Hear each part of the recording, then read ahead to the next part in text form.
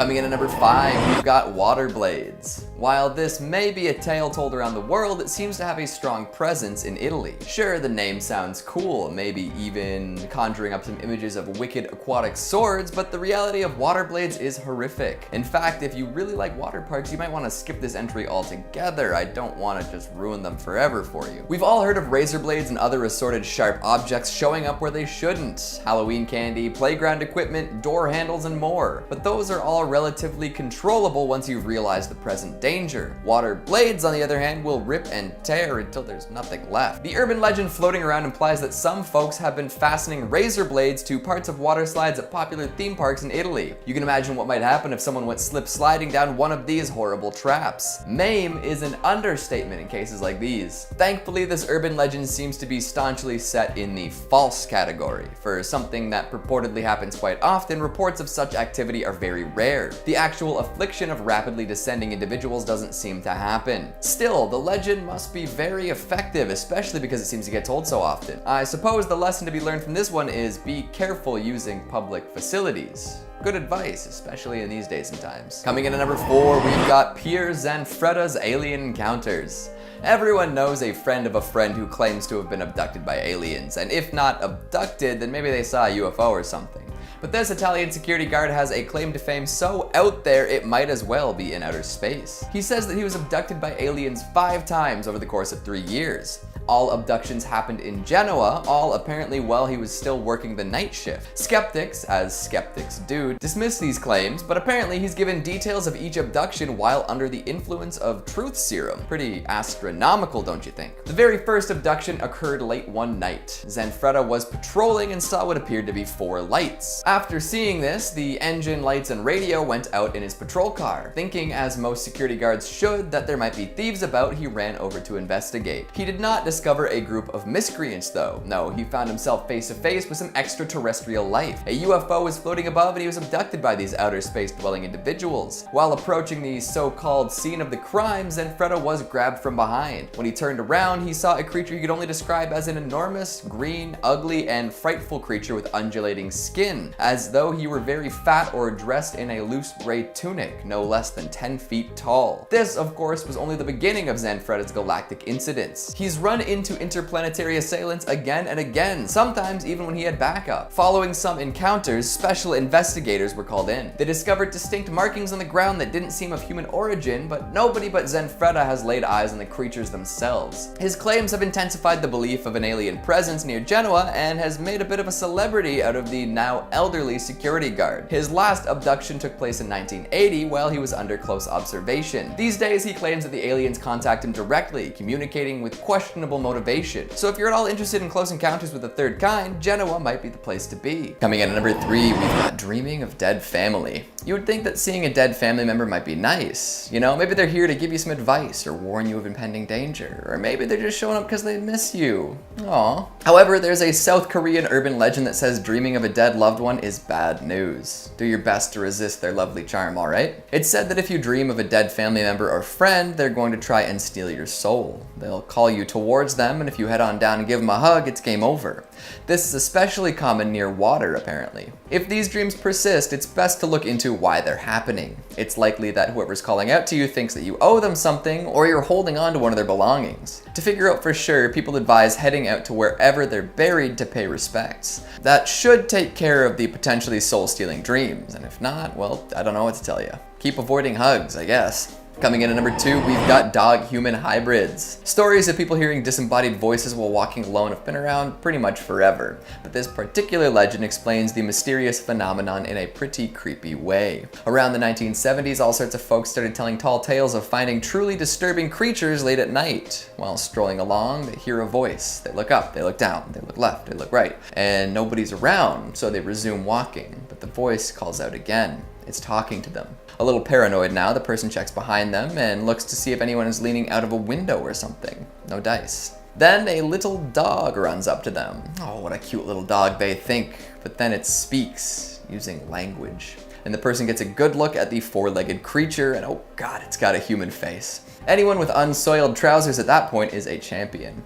These chimeric abominations are apparently quite common in Japanese and Korean folklore. It's said that someone who lives a sinful life will end up reincarnated as a half-dog, half-human monstrosity. Like, it would be cool to live the carefree life of a dog, but definitely not with a human head and intelligence. But considering my sinful modern lifestyle, I'm destined to become a dog man.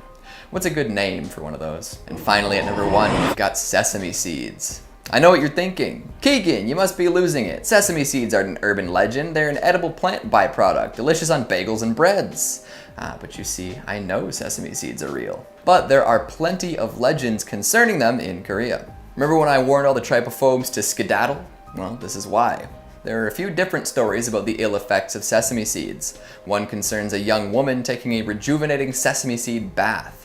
She learns of a lovely new skin treatment where you pour sesame seeds into your bath water. Supposedly this does wonders, leaving you extra youthful and glowing with super clean pores. So the woman decides to give it a try. She fills the tub, tosses in the seeds, and steps into the bath. Her mother, knowing how excited her daughter was to try this treatment, begins to worry after she doesn't come out of the bathroom for an hour. She knocks on the door but gets no answer. Fearing the worst, the mother forces the door open and stumbles in. Her daughter's unconscious in the tub with sesame seeds stuck on all of her grotesquely open pores. The seeds have taken root in her skin. Oh, yuck.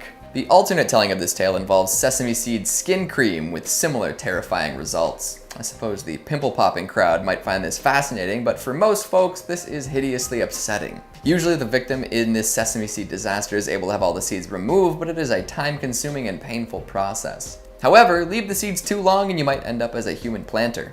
Imagine the roots growing deeper and deeper into your flesh. It's kind of like that watermelon seed urban legend where if you swallow a seed, you'll grow one of the bulbous fruits in your stomach. Coming in at number 5, we've got the Mullan Monster. If you've ever taken a drive up the 87, you might have come across a set of very colorful, very large footprints tracked across the highway. While these particular prints were put there by people, they are in homage to the Mullan Monster, aka Arizona's answer to Bigfoot. This big beastie lives along the Mullan Rim and has been seen from Prescott all the way to Clifton. Sightings of the monster date back to early as 1903, with plenty of reports of video, tracks, and hair samples appearing since. People claim that the Mullan Monster is a bipedal humanoid towering over most at 7 feet tall, leaving behind 22-inch footprints. Like most ape-like beasts in the woods, it has crazy strength and some wild eyes. Some claim it's covered in long black hair, others say it's reddish-brown. Maybe it changes with the seasons, or maybe there's more than one. The Mullan Monster is also known for smelling really, really bad. Like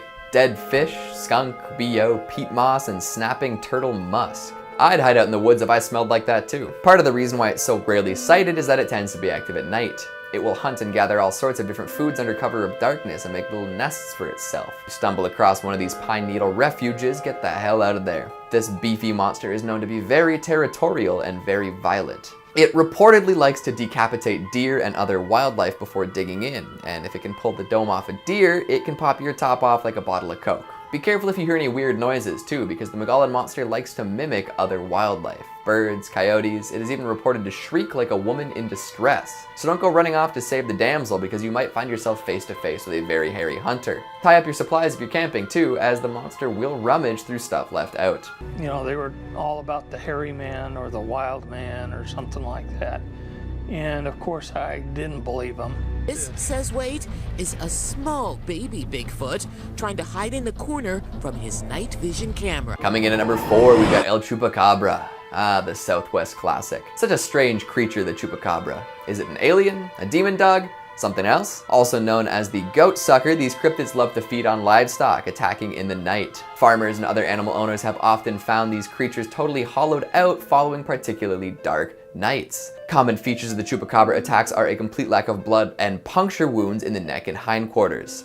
The wounds are always super clean, no signs of struggle or messiness. Sometimes there are weird injuries too. Cattle often have their anuses cored out, and somehow, even with these brutal injuries, no blood is found. Do the goat suckers inject some sort of sedative? Do they have magical powers? We may never know. One theory is that they have wings and descend on their prey and drain them before they have time to react. This would also explain the lack of tracks that accompany Chupacabra attacks. Although, if they were so quick and clever, wouldn't they also attack humans? Maybe our blood just doesn't taste as good. Now, this legend didn't start in Arizona, but now it's quite prevalent. El Chupacabra seems to have originated in Puerto Rico and made its way into Latin America, eventually spreading to the southwestern states. Now you'd be hard-pressed to find an Arizonan without some sort of Chupacabra story. Tucson resident Billy Nubian claims that he saw one attacking his goats late one night. He was startled awake by the panic sounds of his goats bleeding.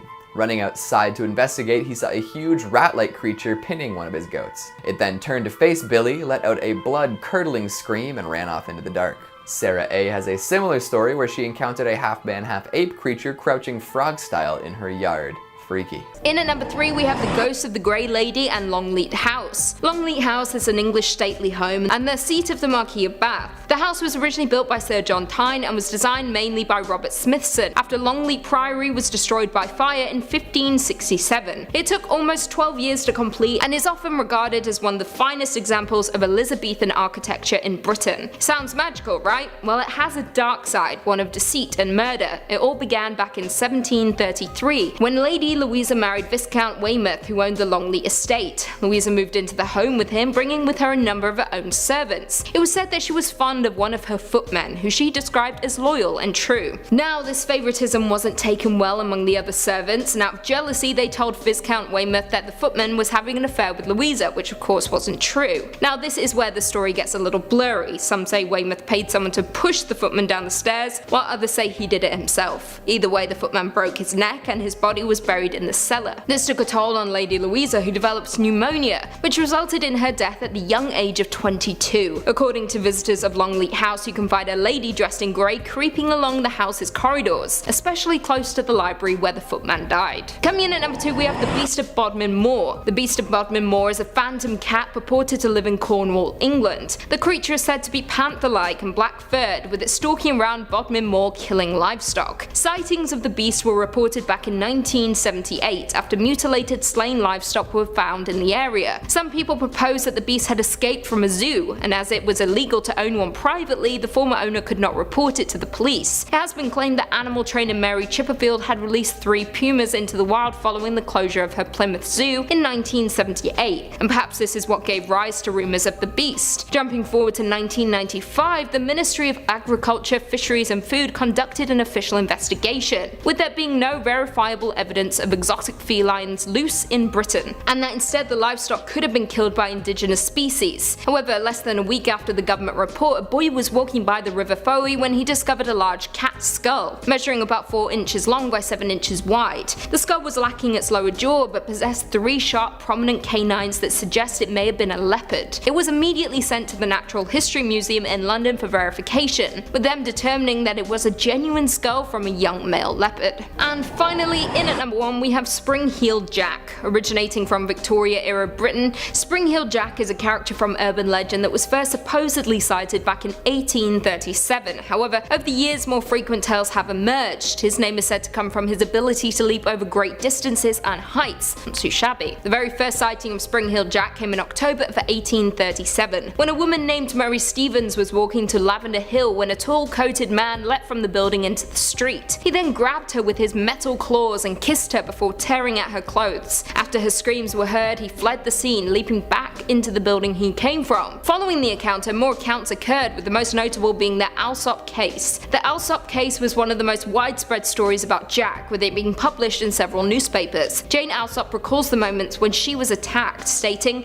"I answered the door of my father's house to a man claiming to be a police officer, who told me to bring a light, claiming, 'We have caught Spring-Heeled Jack here in the lane.' I brought the person a candle and noticed that he wore a large cloak. The moment I had handed him the candle, however, he threw off the cloak and presented a most hideous and frightful appearance, vomiting blue and white flame from his mouth while his eyes resembled red balls of fire. She also reported that he wore a large helmet and that his clothing, which appeared tight-fitting, resembled white oilskin. No one was ever caught and identified as Spring-Heeled Jack, which of course led to numerous theories of his nature and identity. Skeptical investigators have dismissed these stories though and claim Spring-Heeled Jack is a product of mass hysteria, which developed around various stories of a boogeyman and devil. Coming in at number 5, we've got The Peace Picture. I love this story. Honestly, I had no idea that it came from Korea either. When I worked as a camp counselor, I would tell this on night hikes all the time, and let me tell you, it really scared some campers. There are a few different versions with different main characters and different setup scenarios, but the meat and potatoes all pretty much stay the same. Alright, so the legend goes a little something like this. A middle schooler is biking home with his friends and they come to a forest path. Our main character lives through the woods and his pals take a different route home. So the group splits up and the young lad cycles through the trees. As he's going along, something catches his eye. There's a Polaroid picture lying face down at the foot of a tree. He pulls off the path, hops off his bike, and notices that there's a broken bicycle behind the tree. Picking up the photo, he sees a cute girl smiling at the camera, flashing the peace sign. You know the one.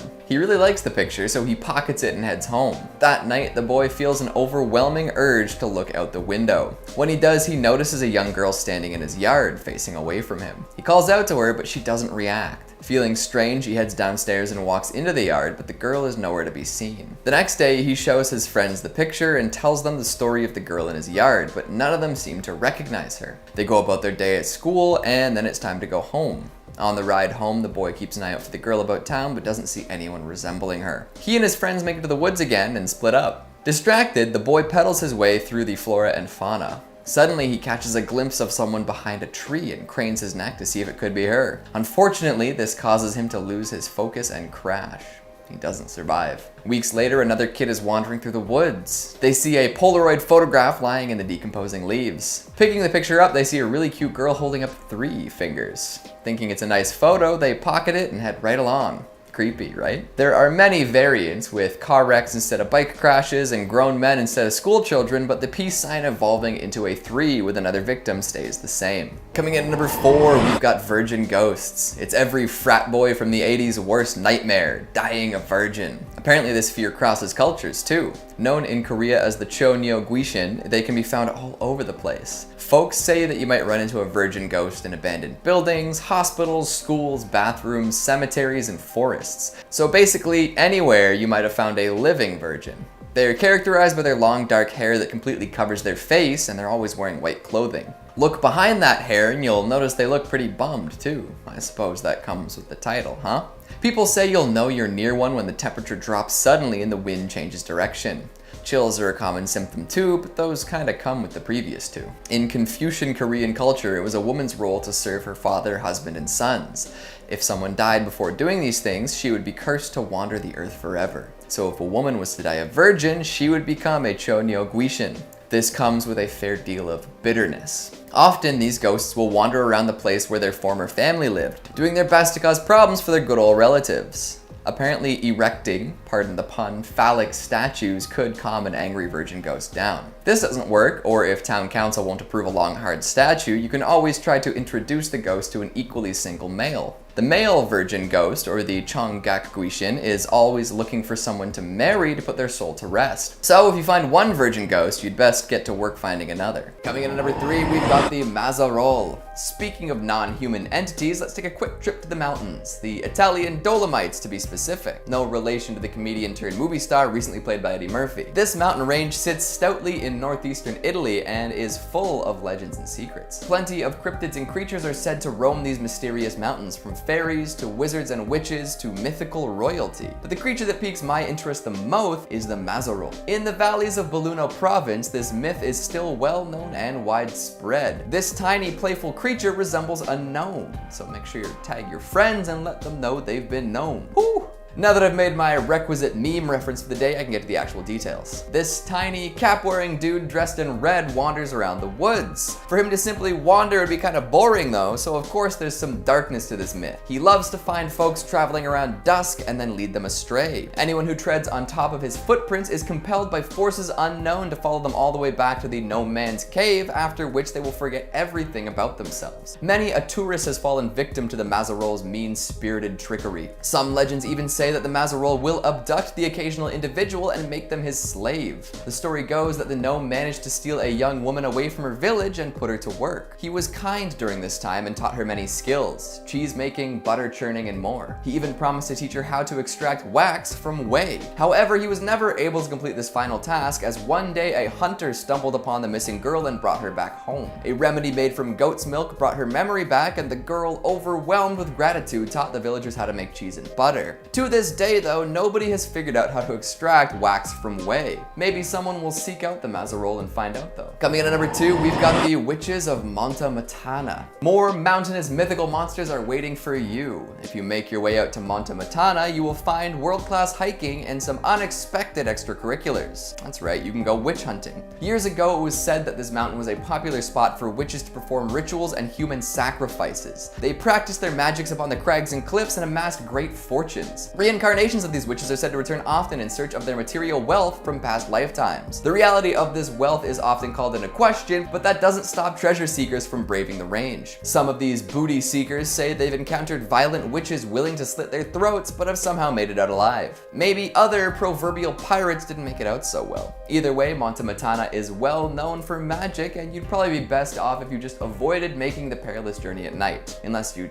like to run into some witches, and in that case I'll reserve judgment. And finally, at number 1, we've got Poglia Island. This tiny island about a half-mile from Venice has been shut off from the public for years. Some call it the Plague Island. Why? Well, I'll get to explaining. In the late 18th and early 19th centuries, this fortified island was used as a quarantine station. Over 160,000 infected folks were brought here to live out their last painful days away from the healthier portion of the population. Many mass graves have been discovered nearby over the years, proving how unfortunate anyone who paid Poglia a visit really was. Napoleon stored weapons on this island as well, and when it was discovered, many small battles were waged. This, of course, added to the island's body count. Even later on, a mental hospital was built on the island. Legends say that one of the doctors in charge would treat his patients horribly, often torturing them and tossing them from the bell tower. With all these horrifying historic events taking place on the island, it's no wonder that folks think it's haunted. In fact, there's absolutely zero public access to this island. The folks in charge have deemed it too dangerous to visit. Venturing out to Poglia is literally illegal. What could they be hiding out there? The wild and wicked history makes folks think that there might be something sinister waiting in the sandy shadows. Anyone else craving pizza all of a sudden? Maybe pasta and parm? Or am I the only one who gets hungry after talking about ghosts? Is that weird? In at number 5, we have the Beast of Hackney marshes. This legend dates back to 1981 when 4 kids were crossing the marshes on a winter's morning. It is said that they happened upon, I quote, a giant, great, growling, hairy thing. Naturally, people began to assume that this was some kind of hideous monster. It remained a legend going forward, but wasn't spotted again until 2012 when it was captured on camera. Helen Murray, a university student, was out for a stroll near the dense woodland area when she said she was stopped in her tracks by an unknown animal, which she stated was larger than a person and covered in shaggy black fur. I quote, I tried to stay calm as I wasn't sure what kind of animal it was or if it was even alive. I had my phone ready to call 999, then the creature moved. Somehow I managed to take a couple of pictures before I ran. I managed to get away but was scared half to death. Now, she didn't contact the police because she feared they wouldn't believe her. However, the story certainly revived memories of the unexplained sighting that occurred in 81. Officers have stated that they believe neither of these sightings were hoaxes, and that 2 bear carcasses had previously been found nearby in the River Lee, and to this day it remains a mystery how they even got there. So, were the bears killed by this creature? Were the bears the creature? We don't have bears in England, so... stumped. In at number 4, the Killer Pool in Epping Forest. Epping Forest is a 2,400 hectare area of ancient woodland between Epping in Essex and Forest Gate in Greater London. Over 100 lakes and ponds are found in the forest. However, there is only one that is referred to as the Killer or Suicide Pool. This legend grew rapidly in popularity after Irish author Elliot O'Donnell wrote about it in his book Haunted Britain, stating that there is a pool in Epping Forest that is home to unearthly presences, some miserable and some evil. Now, there is one story about the pool that goes as follows. Around 300 years ago, a couple engaged in a forbidden relationship, meeting secretly at the pond in the forest. However, the girl's father found out about the relationship and in a fit of anger he killed her at the pool. After learning about his girlfriend's death, the lover committed suicide at the very same spot. Following these tragic events, no birds were heard and no animals were ever seen in that area again. The water also became dank. and not dank in a good way. Bad dank. On top of that, it is said that people with no inclination went on to commit suicide there, including a woman in 1887 and a young servant, Emma Morgan, who killed herself and her child. Jumping forward to 1959, a competition in a magazine was held to find the exact location of the pool. One writer claimed to know but refused to reveal the details, stating that the place was evil beyond measure. I quote, "The suicide pool is deep in the heart of the forest, far from any road. It is dank, evil and malignant, with an atmosphere unpleasant beyond description. I doubt if the sunshine ever penetrates through the surrounding trees. If it did, it would never lighten the black waters." Coming in at number 3, we've got Skinwalkers. These Navajo legends have been cited all over, but have quite a reputation in Arizona. Medicine men possessed by spirits having to choose between good and evil. Often hermits being exiled from their communities. They take the forms of many animals and travel through the wastes. If driving through the arid desert at night wasn't unsettling enough, just wait until you hear about what skinwalkers like to do. Often they'll travel alongside lone vehicles in the dark, even when the car is hoofing it. They'll tap on the windows of the vehicle, trying to get the driver's attention. If the driver stops to see what's going on and gets out of their car, it's not likely that they're coming back. Yikes. There are some hot spots that locals try to avoid at night. Apparently there's a ranch that has been given the name Skinwalker Ranch thanks to the huge amounts of reports made, and San Carlos Reservation is also a place most will warn you away from during the night. Although most forests at night have their fair share of spooky denizens. There's one tale of a man camping alone that really makes you question whether a little adventure is worth it or not. He was hiking along with his dog and found an empty cave to set up camp in. As he unpacked his stuff, he noticed some unsettling cave paintings along the walls. Later that same night, he was woken up by his dog ferociously barking. As he sat up to see what was the matter, he saw a malformed creature slinking near the entrance of the cave. Acting quickly, he shot at it with his rifle, but this only stunned the creature. It called out to him, saying that it wanted to help. Sure. At this point, the man grabbed his dog and hightailed it out of there, leaving all his stuff. He hasn't gone back since. Hopefully he didn't leave anything too valuable behind, although he did escape with his dog and his life, which are valuable enough. Coming in at number 2, we've got the Haunted Antique Mall. Back to Tucson for more terror and troubles, there's an old 2-story furniture store that was converted into an antique mall of sorts. You know the kind, set up like a flea market with all sorts of independent booths selling their wares. Well, one day customers were walking around upstairs looking at the assorted antiques, and they heard some clicking noises. One particularly curious antiquer decided to investigate and found the source. An old typewriter. The thing is, no one was around to operate it. The customers who had heard the typing were the only people upstairs. After that, more and more ghostly tales appeared. Furniture that was left neat and tidy at closing would be strewn throughout the aisles the next morning. Radios would increase in volume with no one around. Employees found themselves frozen in place from time to time, experiencing a distortion of time. They would be stuck there as customers passed by in fast or slow motion. Apparitions would appear all over, sometimes appearing as a grinning boy, other times as a mischievous-looking teenager. Nobody knows who these wraiths belong to. After hearing loud crashing noises upstairs but finding nothing displaced, the owners decided it was time to close down the upper level. Now, considering that all sorts of people were bringing in antiques from different sources, it is possible that all these ghosts came from haunted objects. Or it could be that the furniture store itself is haunted. Nobody's come up with concrete proof of the hauntings, but if you ever find yourself antiquing in Tucson, watch out for paranormal activity. And finally, at number 1, the ghosts of Slaughterhouse Canyon. I mean, the name of this canyon should be enough to give me to its bad news. Let me say it again. Slaughterhouse Canyon. Come on. The tale that accompanies the terrifying name comes from the gold rush back in the 1800s. A young family moved out to try their hand at striking it rich. However, this plan did not go very well. Soon they were hungry and destitute. The father would often head out for days, searching for food to sustain him and his family. Tragically, one day he never returned. Without the father to keep them fed, the family slowly starved. As their bodies wasted away, so too did their minds. Eventually, the mother couldn't take it anymore. Her children's cries were too much for her to bear. She donned her wedding dress and ritualistically killed her children. Carrying the corpses down to the nearby river, she wept and screamed. After she dropped their bodies into the water, she wandered around until succumbing to starvation soon after. This sad story forever marred the reputation of Slaughterhouse Canyon. Now, if you visit at night, you might be able to hear the pained cries of the murderous mad mother. Tragic and terrifying. In at number 5, we have Puchin. The Puchin hail from southern Chile, and is a creature from Mapuche mythology and Choloto mythology. The Puchin is described as a shape-shifting creature, highly feared, that can instantly change into animal form wherever it so desires. Throughout different stories, it has often been described as a gigantic flying snake which produces strange whistling sounds, while its gaze could paralyze any victim it chooses, kind of like Medusa in that way, and permit it to suck its blood. In Chile, the word puchin also designates to the common vampire bat, so some cryptozoologists believe that common vampire bat is the origin of the legend. However, some believe that the puchin could be related to the Chupacabra, something we'll be discussing later on. Spoiler alert. It is said that the only people who can defeat the puchin are Mapuche medicine women. That was a mouthful.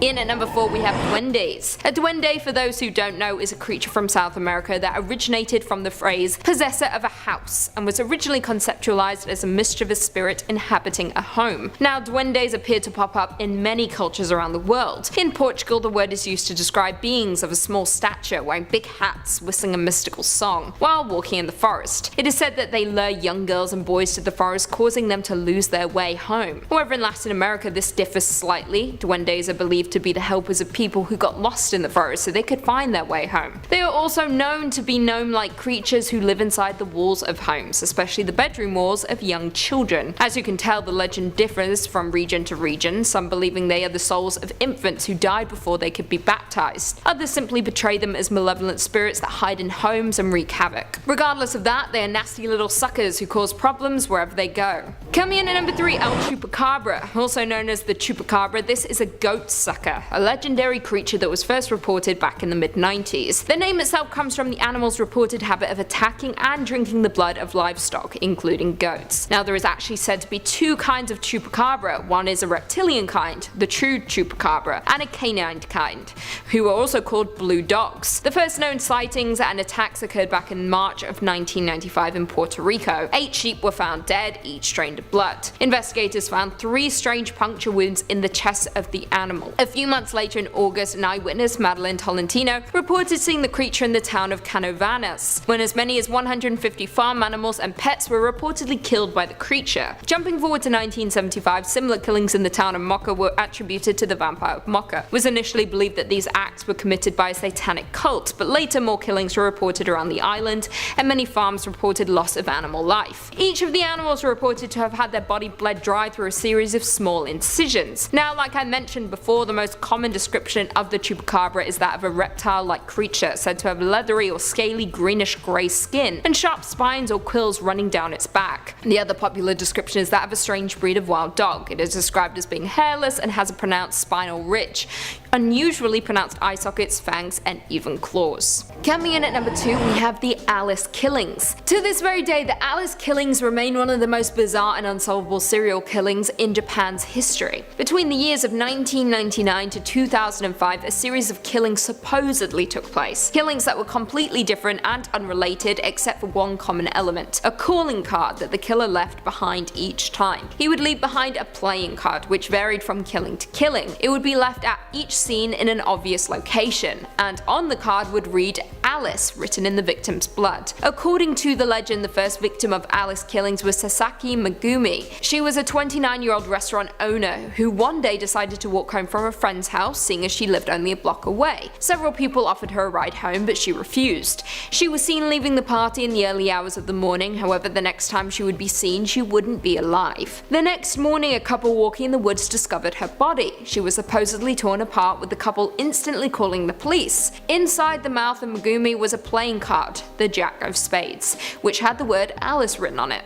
At the scene, there was absolutely no prints discovered, only vomit, which the woman from the couple admitted was hers. The next victim was said to be Yamane Akio. He was a known singer in a band who was abducted from his apartment on February 11, 2001. His bandmates were the last to see him alive, with a missing persons report being filed within days. On the home security footage, a hooded figure was seen entering through a side door and leaving with a large garbage bag that bulged strangely. The person in the recording was never found or identified, but it is believed to be the same killer because, like last time, at the scene of the crime an Alice card was discovered, a king of diamonds clutched in his hands. However, in a bizarre turn of events in 2005, a Spanish serial killer was jailed for the murder of 6 people, and it was said that he would leave playing cards on the corpses of each victim as well. And finally, coming in at number 1, we have Cropsy. Now, this legend is incredibly bizarre because it ultimately turned out to be true, and there is nothing scarier than a true urban legend. Cropsy began as an urban legend, the boogeyman of Staten Island in New York City. It was rumored that this was a homicidal madman, a person who had escaped from a mental hospital who had a hook for a hand. He was said to hunt down children, drag them back to his tunnel system which lay under an abandoned hospital, and then kill them. Parents would use Cropsy to frighten their children into being good and staying close to home. He could be anywhere, so you better behave. However, parents didn't think too much of it because after all, Cropsy was just a mere legend, right? The legend continued to spiral, with the story even being turned into a movie in the 1980s called The Burning, which follows a man named George Cropsy who goes insane after a prank leaves him horribly disfigured. However, things went from bad to worse in Staten Island when Cropsy became a reality. The boogeyman came to life in the form of Andre Rand, a homicidal madman. Rand worked as a janitor at the Willowbrook School on Staten Island, a place which was said to be horrifically cruel to its students. The school was built as a respite for children with disabilities. However, after it was revealed to be a living hell, it would close its doors in 1987. After its closure, janitor Andre Rand would continue living on the grounds and was suspected of kidnapping several children. However, despite this never being proven to be true, he was found guilty of the crime, specifically one kidnapping in 1988 and one again in 2004. The legend became so infamous across the state that a movie was made about the story and Andre Rand, simply called Cropsy. Coming in at number 5, the Dog Boy. Hailing from Arkansas, the legend of the Dog Boy is one of the most infamous around the state. In 1954, Gerald Floyd Bettis, born to parents Floyd and Eileen Bettis in the Bettis house, during his early years, locals would say that the boy would catch dogs and cats and keep them in his home. However, what he was doing with these animals was absolutely horrific. However, what he was known for was the treatment of his parents. It was said that he imprisoned them in the attic, keeping them in there for years. According to reports, he abused them, but he wasn't arrested for it until after the death of his father and the continued abuse of his mother. He ultimately died in prison of an overdose, but since then people have claimed that paranormal goings-on have occurred at the former home. Flickering lights, strange noises, and moving objects have all been reported over the years. In some versions of the legend, his ghost walks on all fours and is shaggy like a dog, while in other versions he appears as a towering man donning a brown jacket and a bow tie. Coming in at number 4, we have Dudley Town. Dudley Town is an abandoned settlement in Connecticut in the United States, more commonly referred to today as Ghost Town. Since the mid-1920s, the land occupied by the village has been maintained. However, due to vandalism and trespassers, the site is no longer open to the public. Now, some history before we get into the nitty-gritty of this legend. Dudley Town was never an actual town. The name was actually given to the portion of Cornwall that included several members of the Dudley family. A local rumor has since circulated online that alleges that the founders of Dudley Town were descended from Edmund Dudley, an English nobleman who was beheaded for treason during the reign of Henry VIII. From that moment on, the Dudley family was placed under a curse which followed them to America. This curse is what was ultimately blamed for instances of crop failures and mental illness in the village. On top of that, Dudley Town visitors also report seeing paranormal phenomena such as an unnerving lack of wildlife, floating orbs of light, and sinister wolf-like black shadows. Not only that, but there is also said to be a mysterious group in the area called the Dark Forest Association that is said to police the grounds with militant force. What exactly is going on in Dudley Town? I don't really want to know. Coming in at number 3, we have the Alaska Triangle. Sometimes referred to as Alaska's Bermuda Triangle, this is a place in the untouched wilderness where people have reportedly been disappearing for years now. The triangle itself connects Anchorage, where I used to live, in the south to Juneau in the southeast panhandle, to Barrow, the northernmost town in Alaska. The area in between those points is unforgiving and a place not for the faint-hearted or inexperienced. Now, the area itself began to attract attention back in the 1970s, when a small plane carrying US House Majority Leader Hale Boggs, Alaska Congressman Nick Begich, and an aide Russell Brown vanished into thin air while flying from Anchorage to Juneau. For a month after the initial disappearance, planes, military aircraft, and dozens of boats scoured the area searching for the plane. However, nothing was ever discovered. No debris, no wreckage, nothing. Following the disappearance, more and more planes began to disappear, and on top of that, hikers also began to vanish into thin air. Since 1988, it is said that more than 16,000 people have disappeared in the Alaska Triangle, which is more than twice the national average. Now, whether this is something supernatural, extraterrestrial, or simply cruel weather conditions and harsh wilderness, we don't know. However, the disappearances have been blamed on everything from aliens to energy vortexes to shape-shifting demons. However, the likely explanation is the wilderness itself. It can be truly unforgiving, and Alaska is big, most of it is untouched wilderness. Lots of bears to eat ya. In at number 2, La Llorona. Hailing from Hispanic folklore, La Llorona, which I'm pronouncing correctly now after you guys yelled at me in a previous video, is also known as the Wailing Woman or even the Crier. This is a legend about a woman who drowned her children in a lake and now mourns their deaths for eternity, roaming South America as a ghost or apparition. The story itself goes as follows. The woman was unloved by her husband and one day she caught him with another woman. So as revenge she drowned her sons in a river in grief and anger, and then drowned herself after she realized what she did. She was ultimately refused entry into heaven for obvious reasons, unless she found the souls of her 2 sons. So now legend states that she roams the earth, hunting for the souls of her sons, with her cries and wails luring in innocent victims. La Llorona kidnaps wandering children at night, mistaking them for her own. Folks who have claimed to have seen her say that she appears at night or in the late evening by rivers or lakes, wearing a white gown with a veil, and some believe that if you hear the cries of La Llorona you are marked for death. Now, one particular encounter went as follows. A boy and his family were sitting near a creek between Mora and Guadalajara in New Mexico when they saw the form of a tall, thin woman. She seemed to float over the water and end up the hill out of sight until returning a little later closer to them. The family had suspicions that she was La Llorona, so they went to the shore to see if there were footprints, and there were none.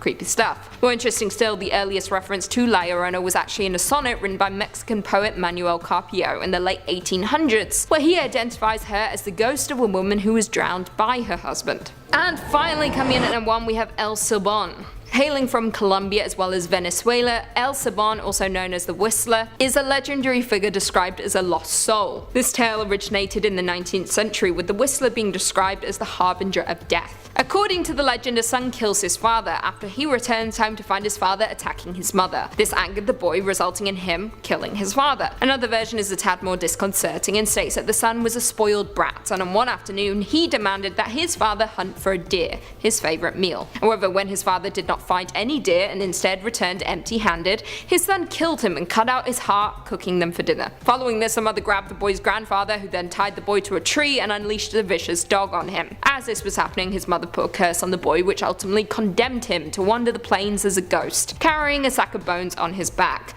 Some versions of the story state that these bones are of his father, while others state that these are the bones of his victims. Now, the Whistler is said to have a characteristic whistle that resembles the musical notes C, D, E, F, G, A, B in that order. It is said that when the whistling sounds close, there's no danger, but if the whistling is far away, it means the Whistler is nearby.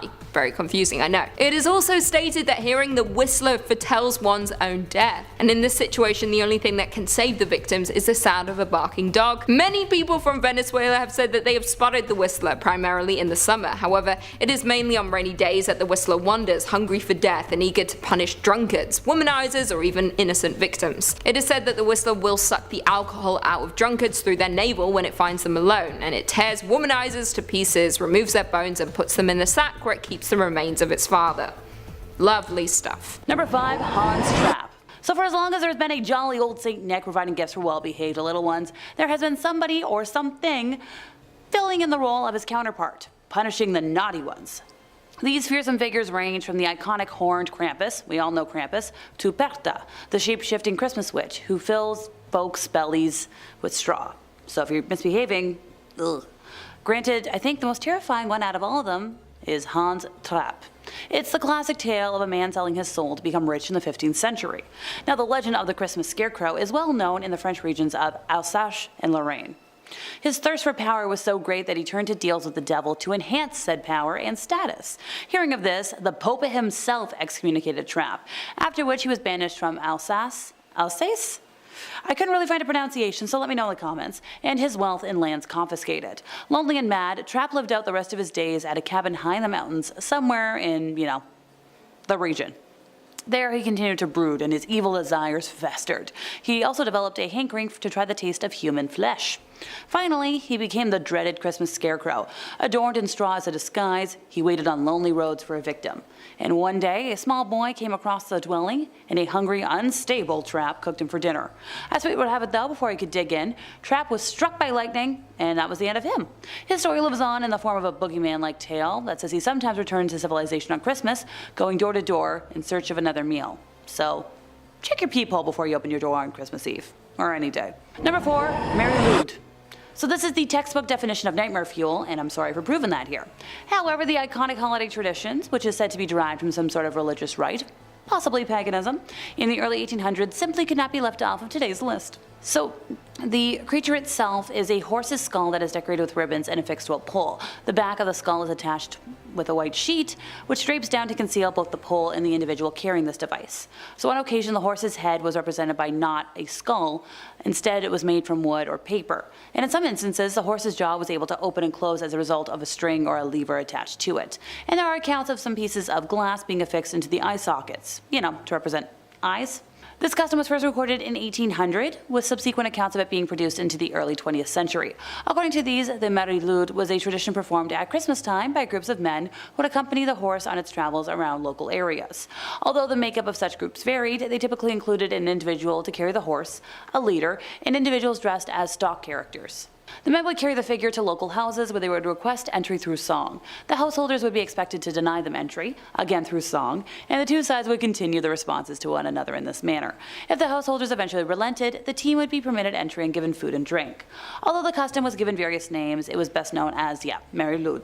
The etymology of this term remains a subject of academic debate, by the way. The folklorist Iorth C. Peat believed the term meant Holy Mary. It was as a reference to Mary, mother of Jesus, while the folklorist E. C. Cott thought it was more likely that the term had originally meant grey mare, referring to the head's, equine appearance. Several earlier folklorists who examined the topic, such as Pete and Ellen Ettlinger, believed the tradition had once been a pre-Christian religious rite, although scholarly support for this interpretation has declined amid a lack of supporting evidence. The absence of late medieval references to such practices and the geographic dispersal of the various British hooded animal traditions among them, the hooding of Kent, the broad of Cotswolds, and the old ball, old top, and old horse of northern England, have led to suggestions that they derive from the regionalized popularization of the 16th and 17th century fashion for hobby horses among the social elite. Although the tradition declined in the early to mid-20th century, partly due to opposition from some local Christian clergy and changing social conditions, it was revived in new forms in the mid to latter part of the century. The tradition has also inspired various artistic depictions, appearing for instance in the work of the painter Clive Hicks Jenkins and the poet Vernon Watkins. So if you encounter a horse skull on your doorstep, congratulations! Apparently you've got some good luck. Anybody got a spare horse skull? Number 3, hire a hitman. Alrighty, so this is where things get a little more into the legend part of today's video. One of the greatest myths about the dark web is that you can hire an assassin, with some folks saying that that kind of service costs as little as, $5,000. Just a couple of months of rent. We all have that kind of money lying around, right? In this economy? Here's the thing, officially speaking, technically no dark web search records were ever found of an actual hit attempt or assassin operating there. Now, I'm not saying it's never happened, since I don't exactly have the time or expertise to go deep diving for a week, to try to find a legitimate person selling those types of services, but what was found by experts? So a network of dark web websites and individuals who accepted Bitcoin in exchange for absolutely nothing at all. I get using Bitcoin for secrecy and all, but trust me when I say you'll never catch me using it as a form of payment. If I ever start talking about cryptocurrency on social media, assume I've been hacked or kidnapped. Scammers out there are relying on the veil of mystery that the dark web has provided, whereas in reality, more injuries and killings happen through Craigslist and similar websites that are widely available on the surface web. It took me a moment to research that one, but yep, people have actually hired hitmen off of Craigslist for crimes. Granted, it never seems to end like they want it, so I wouldn't really recommend it. Also, leaving a digital trail is always a mistake if you want to do something naughty. No, I'm not speaking from experience, just common sense. Number 2, Silk Road. Silk Road was an online black market and the first modern darknet market that was launched back in 2011 by its American founder, Ross Ulbricht, under the pseudonym Dread Pirate Roberts. Hey look, I love a good reference to The Princess Bride, so that got me. The name Silk Road comes from a historical network of trade routes that were started during the Han Dynasty between Europe, India, China, and many other countries on the Afro-Eurasian landmass. 2 other individuals were also closely involved in the site's growth and success, known as Variety Jones and Smedley. In June of 2011, Gawker published an article about the site, which led to an increase in notoriety and website traffic. As part of the dark web, Silk Road operated as a hidden service on the Tor network, allowing users to buy and sell products and services between each other anonymously. To give you an idea of just how widespread it was, a former FBI special agent called it the Amazon of illicit substance sites. According to reliable sources, on Silk Road, you could buy no-no substances, illegal services, like hacking into private accounts, pirated content, fake passports, and more. All transactions transactions were conducted with Bitcoin, which, I guess it does help with protecting user identities, but yeesh. The website was known for its illegal substance marketplace, among other illegal and legal product listings. Between February of 2011 and July of 2013, the site facilitated sales amounting to around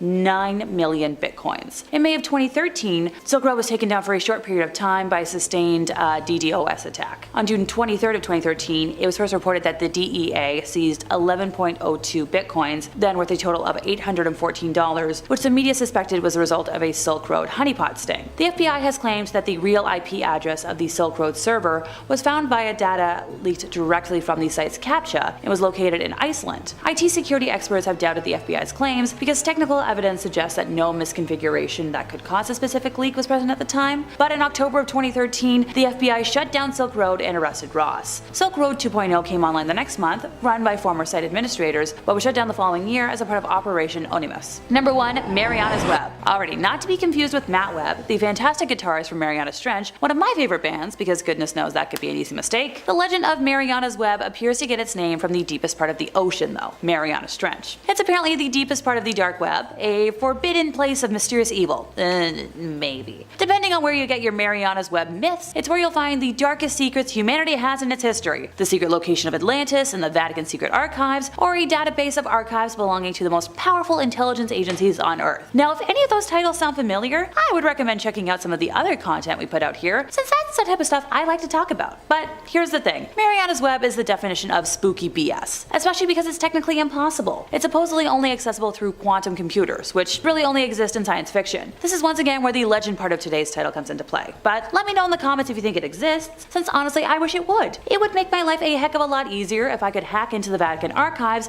and get the answers we all deserve. Number 5. Red Rooms. I'm just gonna start this off by getting the obvious out of the way. This has nothing to do with the 50 Shades trilogy, so don't bother asking about that icky series that barely knows the truth about anything schmexy. Among the many illicit activities that take place on the dark web, one of the most disturbing is the existence of red rooms. So these rooms have gained a lot of attention and infamy, with many rumors and myths circulating about their existence and operation. While some people believe that red rooms are nothing more than urban legends, others claim to have witnessed them firsthand. So in fact, on Reddit, 4chan, and Hidden Wiki, a kind of, Cliff Notes for dark web beginners, you can find people trading second and third and fourth hand accounts of red rooms that have opened and closed. The concept of red rooms first apparently appeared on the dark web sometime in the early 2010s, and their name derives from the color of the room where the supposed acts take place. The term red room gained popularity after a Japanese animation featured a pop-up ad asking, "Do you like the red room?" And if users attempted to close the ad, a full-sized window would open with the names of individuals who had supposedly accessed the red room before and were found dead. The idea is that viewers pay to watch a live stream of a person being tormented and eventually killed, and they can even interact with the tormentor and other viewers through chat or messaging functions. Payments for these services are made in cryptocurrencies like Bitcoin to ensure, anonymity. Despite the attention that red rooms have received, it's kind of challenging to determine whether they actually exist or not. But here's the thing, accessing them is not as difficult as one might expect. A simple Google search for redroom.onion, that link can yield results for these supposedly hidden pages. In addition, the technical limitations of the dark web make it almost impossible to stream live video, and payment analyses suggest that there are very few people actually paying for these services. Some people claim to have accessed them and seen the gruesome acts taking place, while others insist that they are nothing more than hoaxes designed to scare people. There have been no verified cases of people being killed in real time on the dark web, and many experts believe that the concept of red rooms is more of a fantasy than a reality. One reason why it's so challenging to verify the existence of these red rooms is because the dark web is notoriously difficult to navigate and monitor. It's impossible to search for specific websites on the dark web using traditional search engines like Google or Bing, and accessing dark web sites requires specialized software like Tor or I2P. Furthermore, many dark websites use encryption and other security measures to protect their users' identities and activities, making it pretty challenging to track or trace them. However, there have been some instances where law enforcement agencies have claimed to have shut down red rooms or arrested their operators. In 2015, the FBI arrested a man named Peter Scully in the Philippines who was accused of running a red room called Daisy's Destruction. The site was said to feature videos of Scully harming young people, and it was allegedly one of the most extreme examples of a red room ever discovered. Scully was eventually convinced of multiple crimes, including, young people sexual harm, human selling, and killing. Internet users continue to seek out the elusive and horrifying red rooms on sites like Reddit and 4chan, despite many claims that, it's nothing more than an urban legend. But let me know your take in the comments. Honestly, I believe they're out there, but I've also watched way too many crime shows for my own good. Number 4. What's for sale? I have wandered many an oddities market in my time, and heck, I've even performed an act at one that would make most people flinch. I've seen folks selling real and fake bones, demonic dolls, niche, schmexy fine leather goods, vintage clothes, tarot readings, banned books, World War II memorabilia, and oddities I can't even begin to describe. And heck, that's just the stuff like I can remember off the top of my head. So, what does the dark web have that I can't find in a niche marketplace? Oh, the no-no pills and powders. Sadly, I don't think I'm allowed to say the D word on here, so pardon me if things take a turn for the Looney Tunes way of speaking for safety's sake. I found plenty of tales on the interwebs about the crafty ways folks have been mailed their purchases. User OiRaves on Reddit is adamant that while he personally never received anything from any deep web affiliated sales folk, he did live with a roommate who would constantly receive the strangest brochures. At first, they received stuff for like cruise lines, which he wrote off as junk mail, but they came so frequently and started getting stranger, making him suspicious. For folks like me who might be wondering how pamphlets can get strange, apparently the mail ranged from, Christian Mingle brochures to petting zoo brochures, pretty much, any kind of pamphlet for any and all services one could think of. At the time, our narrator kind of felt like someone was gaslighting him, but he never said anything, and the brochures would disappear as quickly as they came, so he didn't really have time to stress it. That is until one fateful day when he walked into his apartment and his roommate was delicately cutting into a brochure to mull out a small baggie of powder. All I'm gonna say is that it definitely wasn't flour or icing sugar. Now, one time our narrator almost threw out a regular sized business envelope, since after he opened it up, it looked similar to regular silly junk mail, until he noticed that the envelope had a hidden flap on the inside where there was, no things. Other transportation or delivery methods known to the dark webs include using a comic book that's still in the plastic sealing, but the entire back page directly inside the cover was a sheet of acid, or a CD in a case, once again, with the plastic sealed, and it looked totally ordinary until you peeled back the case artwork. In terms of how some folks get away with powders, pills, and other stuff, apparently the trick is to use collectible Pez dispensers already filled with pills that look like, yep, they've never been opened. Funny story actually about white powder. One time I was doing a virtual script reading of the incredible movie Ready or Not, and had to mime using powder of my own, and I actually wound up inhaling way too much icing sugar up my nose, and oh my god, did it ever burn. Thankfully, I was off screen after it for a while, so I was able to recover in private, but it will be a permanent memory for the rest of my life. Number 3, the Yule Lads. Look, I hate to be the one to make the comparison, but when I first saw a photo of these little guys, they totally reminded me of the 7 Dwarfs from Snow White, which is one of my favorite Disney movies, so I couldn't understand how they're considered demonic. But I also think Annabelle's adorable and precious, so maybe my view on the world is a little bit warped. The 13 Yule Lads are mischievous winter spirits from Icelandic folklore, and over time they've become a friendlier presence and similar in appearance to Santa Claus. But they haven't always been that way. Once depicted as evil spirits and trolls, the Yule Lads originally represented the dark spirits of nature taking over as winter forced communities indoors and off the mountains. They are the 13 sons of Grilla, a young person eating ogress, symbolic of hunger and scarcity of food. Now, the oldest poems about Grilla describe her as a parasitic beggar. She walks around asking parents to give her their disobedient offspring. Now, her plans can be thwarted by giving her food or chasing her away. And originally she lived in a small cottage, but in later poems she appears to have been forced out of town and into a remote cave. Current day Grilla can detect young people who are misbehaving year-round. She comes down from the mountains during Christmas time, though, to search for her meal. So she leaves her cave, hunts them down, and carries them home in her giant sack to devour as her favorite stew. Now, according to legend, there's never a shortage of food for her. According to folklore, Grilla has been married 3 times. Her third husband is said to be living with her in their cave in the, lava fields with the big black Yule cat and their sons. She supposedly has dozens of offspring with her previous husbands, but they're rarely mentioned nowadays. Right, back to the lads. So they're going to come down to the town and the farms, one by one, eventually covering the streets on Christmas Eve, which was when the spirits of winter had fully reclaimed the land. They would then retreat one by one as the days become longer and winter begins to run its course.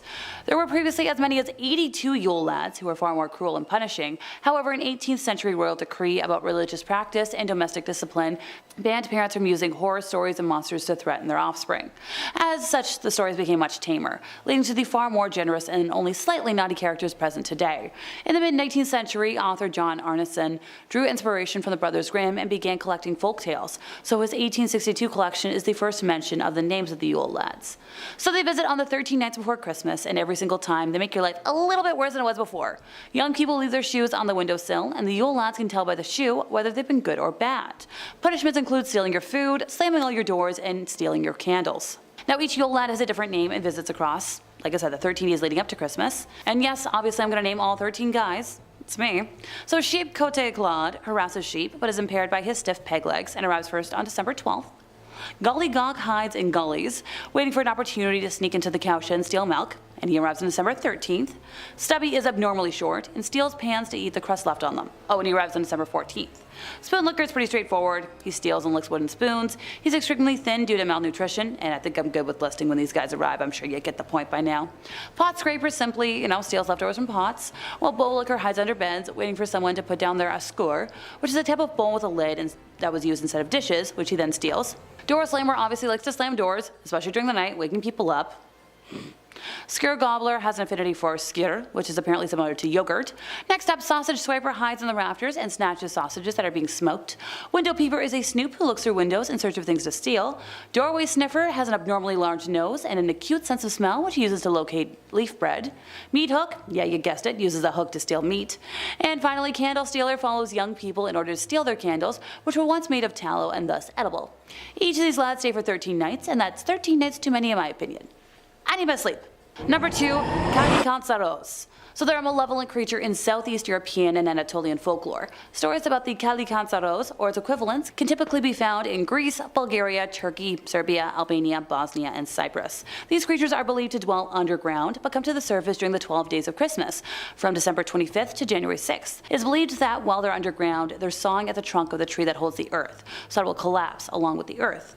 According to folklore, when the final part of the trunk is about to be sawed, Christmas dawns and the creatures are able to come to the surface. They forget the tree and come to bring trouble to mortals. Finally, on Epiphany, the sun starts moving again, and they must return underground to continue their sawing. They see that during their absence, the world tree has healed itself, so they must start working all over again. This is believed to occur annually. So these werewolf-like creatures tend to come out at night to cause trouble, play around, but after they've had their fill of the above-ground mischief, they go back down there. Rumor has it that leaving a colander on your doorstep is the best practice to ward them off, so excuse me, I gotta go through my kitchen. Number 1, Necht Ruprecht. In the spirit of the season, I figured we could bookend today's list with Santa sidekicks. He's the most popular gift-bringing character in Germany after St. Nicholas, but is virtually unknown outside of the country. He first appears in written sources in the 17th century as a figure in a Nuremberg Christmas procession. Now, Necht Ruprecht has been mentioned as a companion of St. Nicholas, but he would go from house to house and ask the young folks to pray. If they did, he would give them a treat, but if they didn't, he would give them useless trinkets, such as coal. The worst would come if they refused to even try to pray. He would thrash them with his bag of ashes that he liked to carry around, and it's even said that he would leave a switch for the parents to use during the year. In related folk traditions more closely associated with certain regions in the High Alps, particularly the snowy villages south and west of Salzburg in Austria, the Necht Ruprecht character functions as St. Nicholas's assistant, rather than as a primary actor in the early December rituals, keeping a watchful eye on the benevolent saint during his journey. Both are, in turn, accompanied in these regions by an assortment of terrifying horned, goat-like creatures, you guessed it, Krampus, who seek out and terrorize misbehaving youths identified by St. Nicholas for punishment. The worst offenders are said to be thrashed with birch switches, and sometimes stuffed in a Hessian sack and thrown into an icy river for their bad deeds. I swear I was good this year, I promise. Starting off this countdown, we have I Know What You Did Last Summer. The 1997 film starring Jennifer Love Hewitt, Sarah Michelle Gellar, and Freddie Prinze Jr., among others, is a classic slasher film. It surrounds 4 young friends who get stalked by a crazy killer with a hook.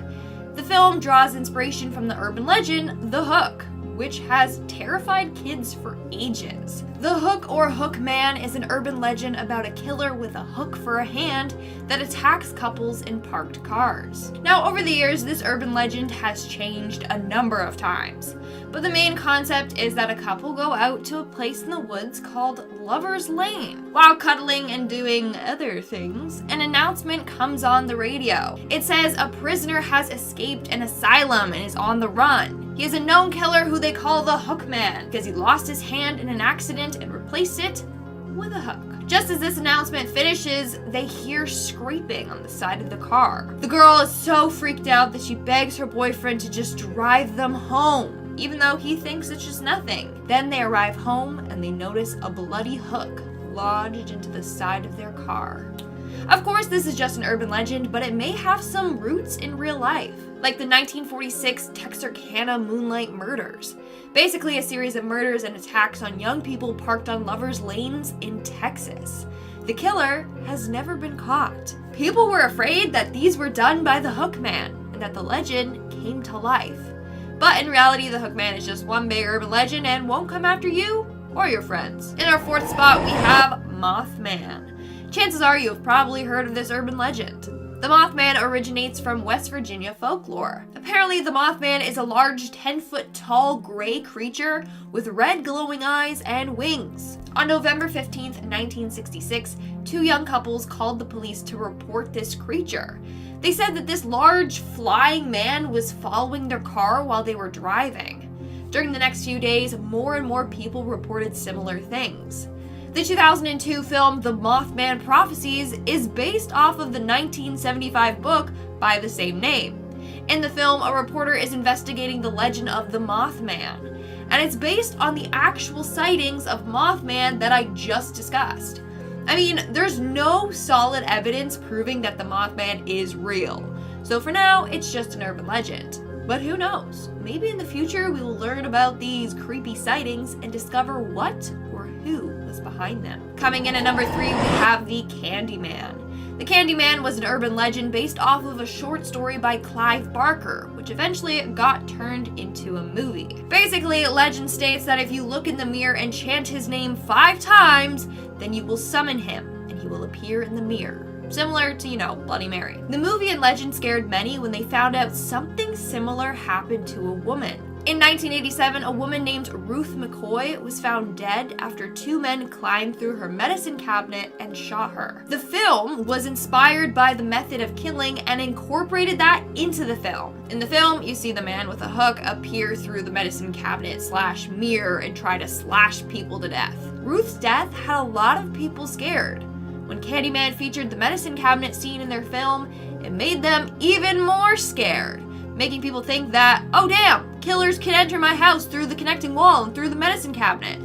Not only that, but this whole thing had people believing that the Candyman was real. Coming in at number 2, we have Slender Man. To quote the original Slender Man post on Something Awful, "We didn't want to go, we didn't want to kill them, but its persistent silence and outstretched arms horrified and comforted us at the same time." This is perhaps the most popular modern day legend on our list, with it crossing over into the mainstream with games and movies being made about this supernatural figure. Now, Slender Man originated as a creepypasta internet meme created by Something Awful forums user Eric Knudsen back in 2009. Slender is described as being incredibly tall, somewhere between 7 to 9 feet, as well as pale in complexion with an emaciated figure. He is sometimes portrayed with incomplete features such as empty eye sockets. He is also said to possess a handful of supernatural powers and abilities. He is said to be immortal, having lived for around 11,000 years without end, and any wounds inflicted on him instantly heal. Now, stories told about the supernatural character commonly feature him stalking, abducting, or traumatizing children. Now, outside of the internet, he has become an icon,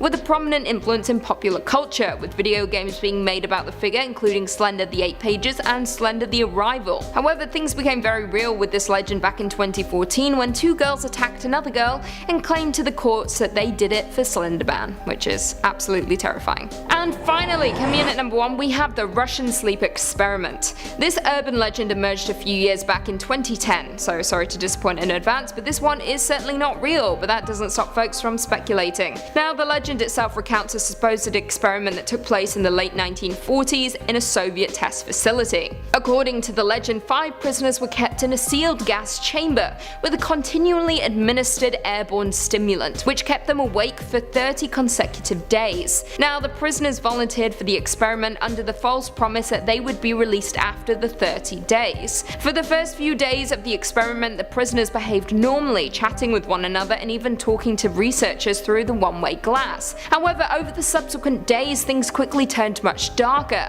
After 9 days, one of the prisoners began screaming uncontrollably for hours on end, while the other prisoners seemingly had no reaction to the odd outburst. The man ultimately screamed for so long that his vocal cords burst, which makes me feel physically sick. I know this isn't real, but the idea of that happening is disgusting. Not long after, a second prisoner began screaming, while the others prevented the researchers from looking in by pasting torn book pages to the windows with their own feces. A few more days passed and things went silent, and after 15 days, the researchers decided to turn off the stimulant and enter the room. What they found was absolutely disgusting. One of the prisoners was deceased and the 4 remaining survivors had performed severe mutilation on themselves, tearing off their own flesh and removing their own According to this very bizarre legend, a nameless woman arrived at the Cedars-Sinai Hospital back in June of 1972 wearing a bloodied white gown. Now, what set this woman apart from the rest of the patients in the hospital was that she had a mannequin-like appearance, yet moved fluently like any normal person. Her face was devoid of facial features, and on top of all of that, the woman had a kitten inside of her mouth, which she pulled out before collapsing to the ground. Now, she was quickly rushed into a room and prepped for sedation, with the staff opting to restrain her just in case.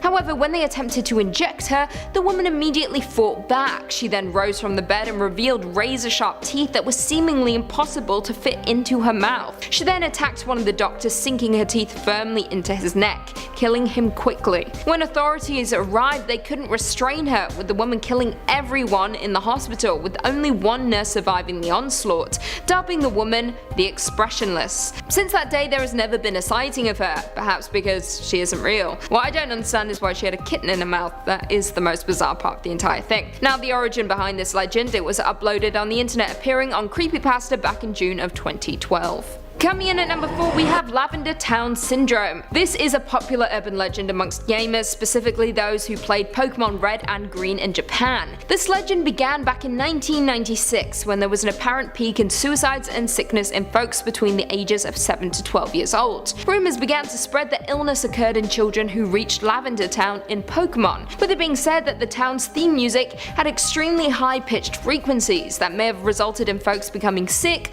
or even taking their own lives.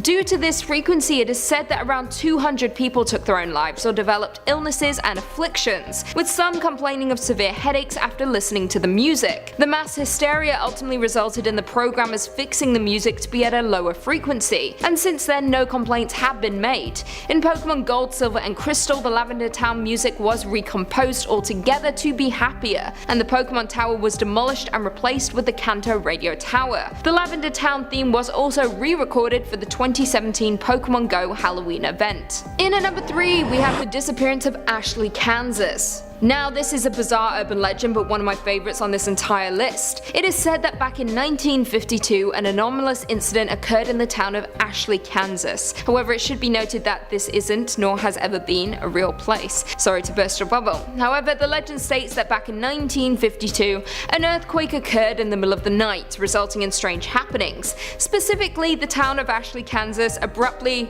disappearing. When police went to investigate, they found nothing, only a smoldering burning fissure. It was said that the 679 residents of the town were missing. However, the search for them was called off after 12 days of searching. The legend also goes on to state that not long after, yet another earthquake occurred, and this time when the police went to investigate, the burning fissure was gone and the town was still nowhere to be seen. And that is all that is known about Ashley, Kansas, the town that supposedly disappeared overnight. In our second spot, we have Alligators in the Sewers. The 1980 horror sci-fi movie Alligators in the Sewers is about a flushed away alligator that turns into this massive mutant gator.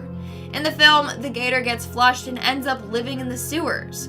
From there, it eats the bodies of small animals.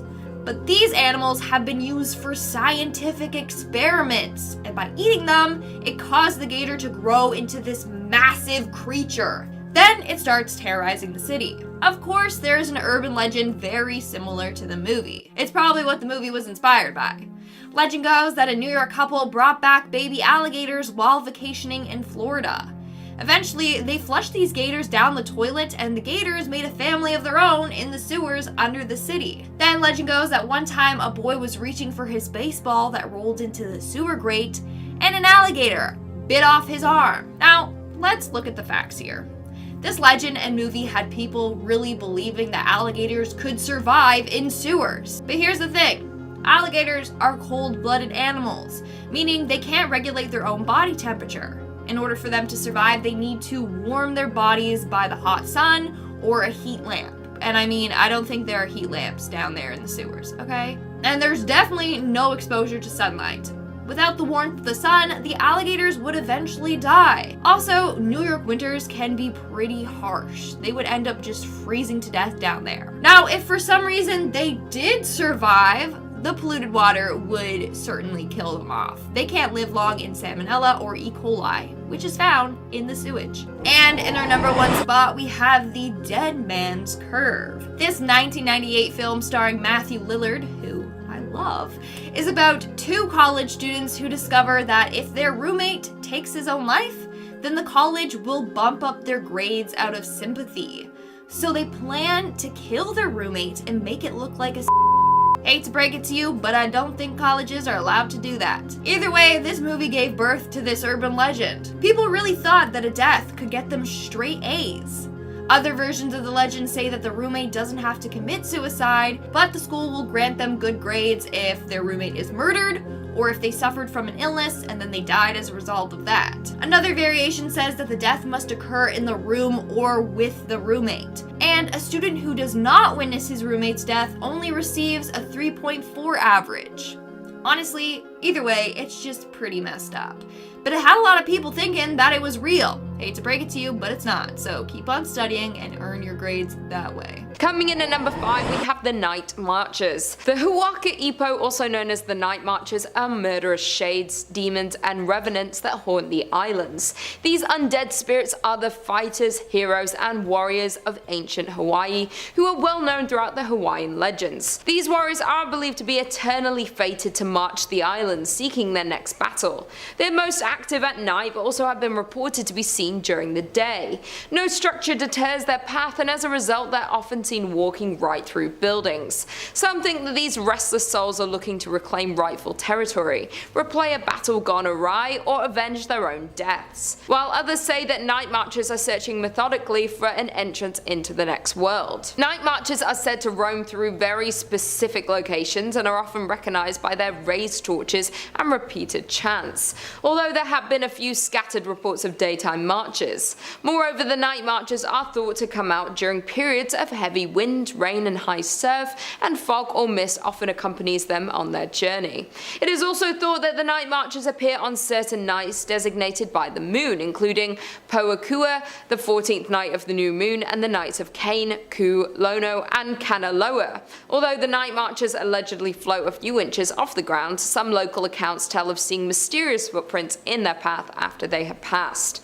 But where there was legend has it that resting your eyes upon the night marchers could signal a grim fate for the perpetrator, a friend or a relative, so witnesses are urged to crouch low to the ground, freeze, and don't look into their eyes. Any sound or movement could invite a night marcher's deadly glance. These night marchers are set diligently upon their destination and are not considered spirits that will deviate from their path to haunt humans nearby. Therefore, you must also be perfectly silent and still, for any sudden sound or movement could invite the deadly glance of a night marcher. If you make eye contact with the night marchers, you will die and be forced to march with them for an eternity. Coming in at number 4, we have Haunted Pei Highway.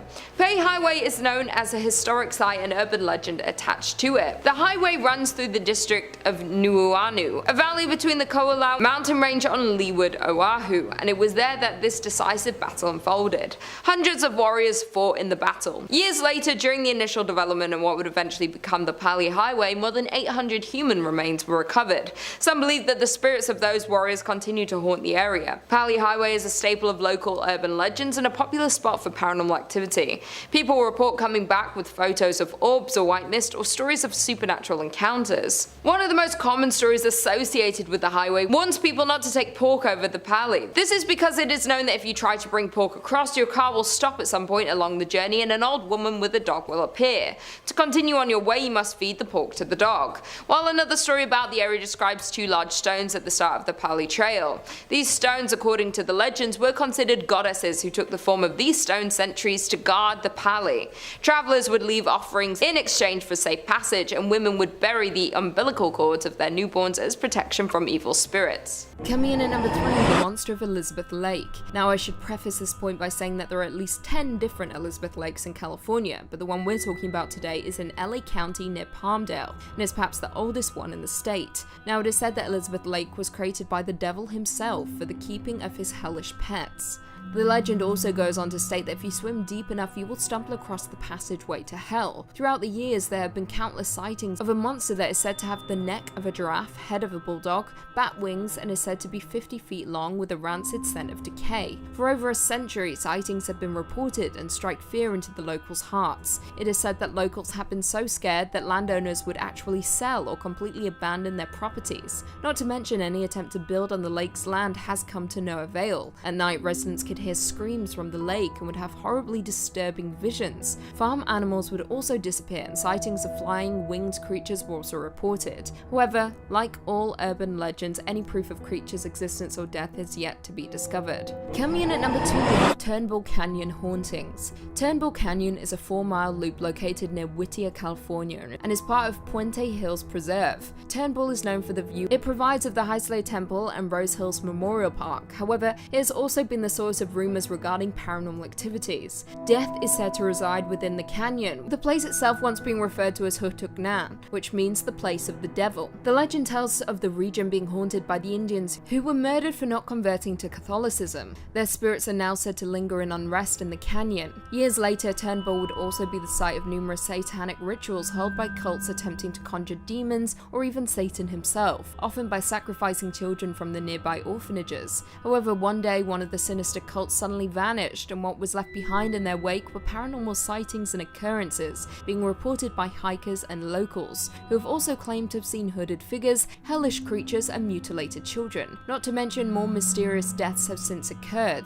with one teenager being electrocuted while exploring the ruins by an old asylum in the canyon. A plane also crashed there in 1978, taking the lives of 29 people. And finally, coming in at number 1, we have the Hollywood Sign Spirit. Probably one of the most infamous legends to come out of California is the Hollywood Sign Spirit, which is said to be haunted by early 1900s actress Peg Entwistle. Entwistle was a British stage and screen actress who began her career back in 1925, appearing in several Broadway productions. By 1932, during the height of the Great Depression, Entwistle was in Los Angeles with a role in the Romney Brent play The Mad Hope, starring Billy Berg. Following that, Entwistle found her first and only credited film role for radio pictures called 13 Women. However, on September 18, 1932, a woman was hiking below the Hollywood sign when she found a woman's shoe, purse, and jacket. She opened the purse and found a suicide note, after which she looked down the mountain and saw the body below. Entwistle's body remained unidentified until her uncle, with whom she had been living with, identified her remains. The suicide note was eventually published and read as follows: "I am afraid. I am a coward. I am sorry for everything. If I had done this a long time ago, it would have saved a lot of pain. P.E." Nowadays, Entwistle is referred to as the Lady in White, who is said to appear to people hiking to the off-limits part of the sign, where she killed herself. However, as opposed to appearing as the beautiful actress she is often seen with a skeletal face and deep hollowed-out eyes. It is also said that if hikers are alone, the Lady in White will influence them to also plummet off the Hollywood sign. Coming in at 5, rats in the toilet. Urban legends about animals in sewers have been rife throughout history, with the most notable being the alligators and crocodiles in the sewers of New York, which for the most part actually turned out to be true. However, the thought of finding something in your toilet inches away from vulnerable areas of your body, well, that's something nobody wants to think about. While the alligators and crocodiles are far reach, this legend seems to have some elements of truth. A toilet drain is just wide enough for a rat to climb up, first and foremost, with the animals being attracted to sewage lines due to undigested food and feces. They follow the pipes and boom, wind up in your toilet bowl. Back in 1999, a woman in Virginia got a nasty fright when she went to the toilet and found a rat there waiting for her. Honestly, I've never feared a toilet before, but I certainly do now. Apparently this has happened enough times for public officials to put out a warning. If you encounter a rat in your toilet, close the lid and flush. Godspeed. Coming in at number 4, we have the Dark Watchers. The Dark Watchers is a name given to a group of entities in California folklore purportedly seen observing travelers along the Santa Lucia Mountains. The Dark Watchers are said to be tall, sometimes giant-sized featureless dark silhouettes often adorned with brimmed hats or walking sticks. They are phantoms that are said to lurk inside the Erie Mountains. Legend has it that the Dark Watchers have claimed to be seen staring out at the vast space below the mountains before completely vanishing. Now, this legend may be attributed to the Chumash people who historically inhabited the central and southern coastal regions of California, with the ghostly figures first appearing in their Indian history and lore. The cave walls were donned with drawings by the Chumash that depicted these phantoms. John Steinbeck also went on to write about the Dark Watchers in his story Flight, where the creatures were described as dark forms against the sky. I quote, "Pepe looked suspiciously back every time or so, and his eyes sought the tops of the ridges ahead. Once on a white barren spur he saw a black figure for a moment, but he looked quickly away, for it was one of the Dark Watchers. No one knew who the Watchers were, nor where they lived, but it was better to ignore them and never to show interest in them. They did not bother one who stayed on the trail and minded his own business." Steinbeck's son, Thomas Steinbeck, would also grow up to report having seen the Dark Watchers during his childhood, and later, along with artist Benjamin Brode, collaborated on a book titled In Search of the Dark Watchers, where they go into the history of the legend and interview locals who claim to have seen them, such as the famed Big Sur resident Billy Post. In more recent history, sightings occurred in the 1960s by a Monterey High School principal. In at number 3, we have the Menehune. According to Hawaiian oral traditions, the Menehune were an ancient race of Polynesian people who inhabited the Hawaiian Islands before the first voyagers arrived. While there are no written accounts or skeletal remains of the Menehune, many Hawaiian legends reference them as mythical people of small stature and great strength. According to mythology, Menehune lived deep in the forests of Kauai and other Hawaiian islands. The Menehune are a mischievous group of small people who roamed the deep forests at night and are said to be about 2 feet tall, though some were as tiny as 6 inches, small enough to fit in the palm of a hand. They enjoy dancing, singing, and archery, and their favourite foods are bananas and fish. According to local legend, these small creatures are extremely industrious, master builders who are able to use their massive strength to accomplish great feats of construction and engineering in a matter of hours. The Menehune worked at night so ancient Hawaiians would not discover them. Their work would be abandoned if they were caught. Legend has it that the Menehune were capable of completing major projects in a single night, and they are credited with the construction of the Elakoko fish pond. Though referred to as the Menehune fish pond, archaeologists believe the site was constructed 1,000 years ago and that the stones used in its construction came from more than 25 miles away. If not credited to be built by the Menehune, its construction is a mystery. Another structure with mysterious Menehune ties on Kauai is the Kikeola irrigation ditch located in Waimea. While ancient Hawaiians are known for their stone-crafted irrigation systems for growing taro, the Menehune ditch is a fascinating archaeological find because of the type and cut of stone used to create it. Instead of uncut or roughly shaped lava rock, the Menehune ditch is constructed of finely carved basalt stones. In addition to their handiwork, the Menehune have been known to use magic arrows to pierce the heart of angry people, igniting feelings of love instead. They also enjoyed cliff diving, and according to local lore, they were smart, extremely strong, and excellent craftsmen, though because they worked at night, they were rarely seen by human eyes. Coming in at number 2, we have the Green Lady. By day, the Wahiawa Botanical Garden is a beautiful destination for those wanting to see lush tropical flora. Nearby, however, is home to a legend of a much more ghastly sight.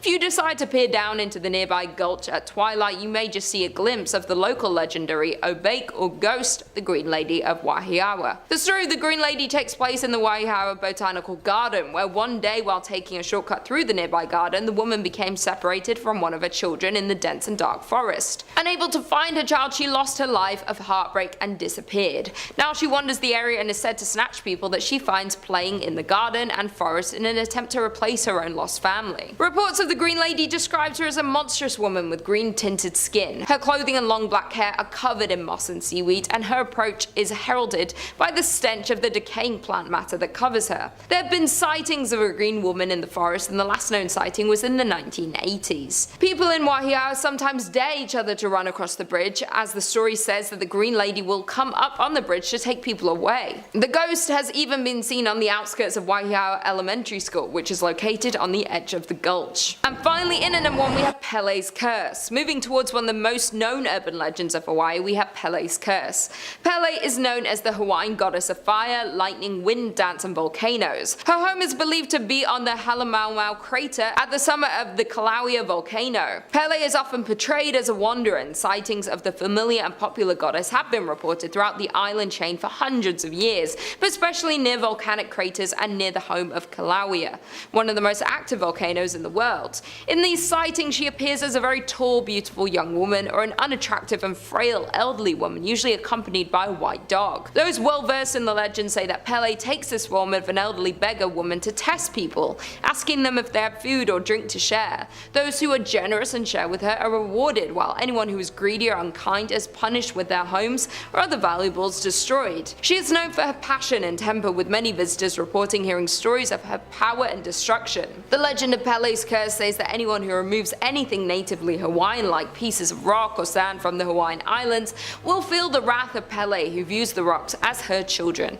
Legend has it that if you take from Pele, you will incur years of bad luck. It is said that Pele's wrath is stimulated by jealousy or arrogance. Some believe the myth of Pele's curse was actually invented by park rangers on the big island of Hawaii because they were tired of visitors making off with bits of the island. Many people, including local residents, believe that Pele's curse is just a legend. However, to this day, hundreds of pieces of lava rock are mailed back to the big island as a result of those who claim they have experienced bad luck and misfortune due to the curse they received when stealing from the island. In at number 5, the Sally House, Atchison, Kansas. Built in the mid-1800s in Atchison, Kansas, the Sally House is believed to be haunted by a little girl named Sally, who died in the home during an appendicitis surgery. However, it was in the mid-1990s that Sally's story began to receive both local and national attention, when the owners at the time, Tony and Deborah Pickman, began noticing strange occurrences in the home, including attacks on Tony, unexplained voices, and burnt finger marks. After investigations were conducted by the Kansas Paranormal Group, it was discovered that Sally wasn't the only ghost haunting the house, but there was also a middle-aged woman. However, one paranormal believer has an explanation for the second ghost. They believe that this is in fact Sally's mother, who died not long after Sally passed away. She had attacked the doctor and died, with the spirits remaining in the home. The mother is said to still be grieving the loss of her child and is the one who is said to attack visitors. However, Sally is said to be a happy ghost and tries to play with children that move in the house. Other paranormal experiences in the house include pictures being turned upside down, floating objects, disembodied voices, apparitions, toys being thrown around, and doors opening, closing, locking, and unlocking. The house is now standing vacant, with nobody wanting to live in the home. However, the house offers self-guided tours in September and October, as well as guided day tours and special overnight visits. In at number 4, the Myrtles Plantation, St. Francisville, Louisiana. The Myrtles Plantation is a historic home and former antebellum plantation in St. Francisville, Louisiana. Built back in 1796 by General David Bradford, the plantation is reported to be one of America's most haunted homes. The plantation house is rumored to be on top of an ancient Indian burial ground, with it currently being a bed and breakfast and offering historical and mystery tours for ghost hunters. The plantation is said to be home to at least 12 different ghosts, with it often being reported that 10 murders occurred in the home. However, historical records only indicate the murder of William Winter. William Drew Winter was an attorney who lived in the plantation from 1865 until 1871, until he was shot by a stranger. After being shot, it is said that he staggered inside the house and died trying to climb the stairs. He died on the 17th step, and to this day, visitors as well as employees still hear his dying footsteps. Jumping ahead to 2002, Unsolved Mysteries filmed a segment at the plantation, and according to host Robert Stack, the production crew experienced technical difficulties during the production. It was also featured on the TV series Ghost Adventures, as well as on the series Most Terrifying Places in America. Number 3 on this list is Sawyer Castle. Sawyer Castle is currently haunted by the ghosts of 2 lovers who left this world far too soon. Ranker says, this haunted Kansas mansion has many gruesome tales attached to it, but certainly the most awful one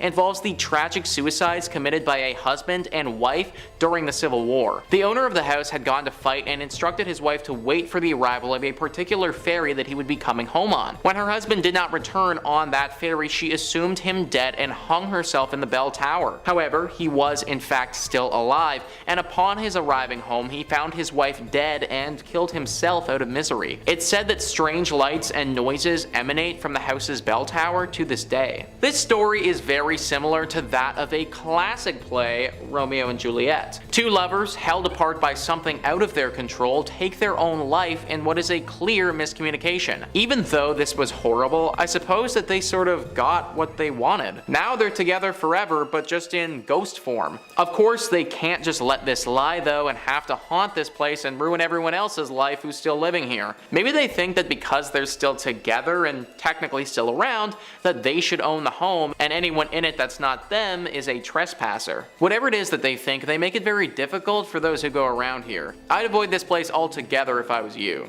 Number 2 on this list is Fort Leavenworth. What happened here back in the day is enough to make anyone's hair raise. Ranker says Fort Leavenworth is considered to be one of the most haunted army bases in the US, and it's home to a number of helpful and malignant spirits. It has seen centuries of war and is home to a military prison called the United States Disciplinary Barracks. During World War II, there was a prisoner uprising, and as punishment for their unruliness, one prisoner was hung every hour for 14 hours. They quickly ran out of space in the gallows and also used one of the elevator shafts in the administration building to hang people. Ever since then, screams have been heard from that same elevator shaft at odd hours. Not surprisingly, nearly every building on the base has a horrifying story attached to it. I know that it was war and they were trying to have an uprising, but my gosh, hanging one person an hour? Like, that is just so brutal. No wonder this place is deeply haunted now. All of the spirits from back then are locked into this place and refuse to let go. And you better believe that they make the people who are still around pay for what happened in the past. People have reportedly been attacked by invisible spirits before. They've been clawed at and bitten, and one person even had their finger ripped right off of their body. Things are not pleasant at this army base, and I'm kind of surprised that it hasn't been razed to the ground yet. Might be the only thing left to do to quiet these spirits down. And finally, number 1 on this list is the ghost of Saline River. You already know that this is going to be a scary legend when they have a name like that. Ranker says, according to legend, a Native American ghost by the name of Takaluma is said to walk the banks of the Saline River and was first spotted by a cowboy in the winter of 1879. Takaluma's spirit was condemned to wander the river until he found the skull of his dead father, who had been murdered by white men in the 1840s. The ghost rose from his burial mound and warned that far more powerful spirits might join in the search, but the skull has still never been found. What a horrible fate. Your father gets murdered, and then you have to spend the rest of your existence as a ghost wandering around this river searching for his skull. This ghost was once a calm presence, but time has made Takaluma angry. Now it's said that this ghost will drag unsuspecting victims into the river and drown them, then take their skull and see if he can convince the other spirits that it's his father's. This has never worked before, but when you have a literal eternity, I suppose you'll try anything. A beautiful river to look at from a distance, but not one that you want to get too close to. Number 5 on this list is Stull's Gateway to Hell. Anything named Stull was just doomed from the start, guys. Thrillist says the tiny town of Stull has counted very few residents since it was founded in 1856. The most famous is rumored to be Lucifer himself, who some say appears at the town cemetery on Halloween and spring equinox. They say he uses the site where a roofless church once stood as a portal to and from hell. Some say that he's drawn to the site of frequent witch hangings. Others believe one of the graves actually contains Satan's own child. Either way, new graves continue to be dug despite signs warning against trespassers, perhaps referring directly to the Prince of Darkness himself or the cults that are rumored to flock to the grounds. The first published article about the horrors are traced back to a 1974 article in the University Daily Kansan,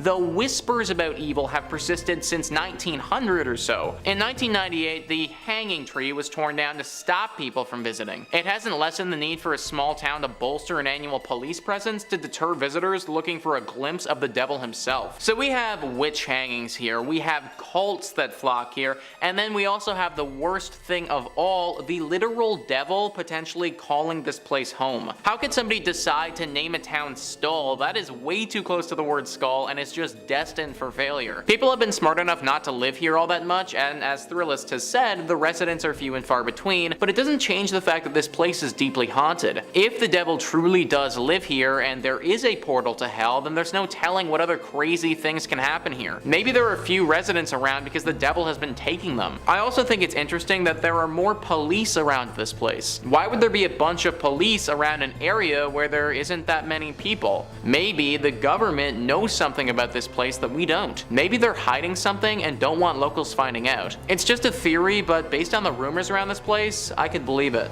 Number 4 on this list is the Devil's Chair. I am perfectly happy with my lazy boy and don't need to be sitting on any type of Devil's Chair anytime soon. Insider says the legend of the Devil's Chair goes like this. An old farmer in Alma refused to sell his land to the city in order to build a new cemetery. Someone got a little too tired of waiting for him to sell, so he was pushed into his own well. Eventually, somebody said that there was a terrible smell coming from the well, so the city sent someone to investigate. It was ruled that the well was empty and it was boarded up. Now, if you make your way to Alma, you can actually sit on the boarded up well, but legend says that people who have sat on the well have been known to mysteriously disappear. Where the heck did my dude go? He was down there in the well and then just poof, he was gone. Like, did his body go underwater and just couldn't be seen, or was there something more paranormal afoot? Well, whatever happened to the body, I guess it doesn't matter too much now because there is certainly something paranormal happening here today. If you sit on this chair, you will literally go missing. Yeah, maybe let's stop sitting on the haunted well that people have named the Devil's Chair. Maybe, oh, I don't know, let's put a fence around it, or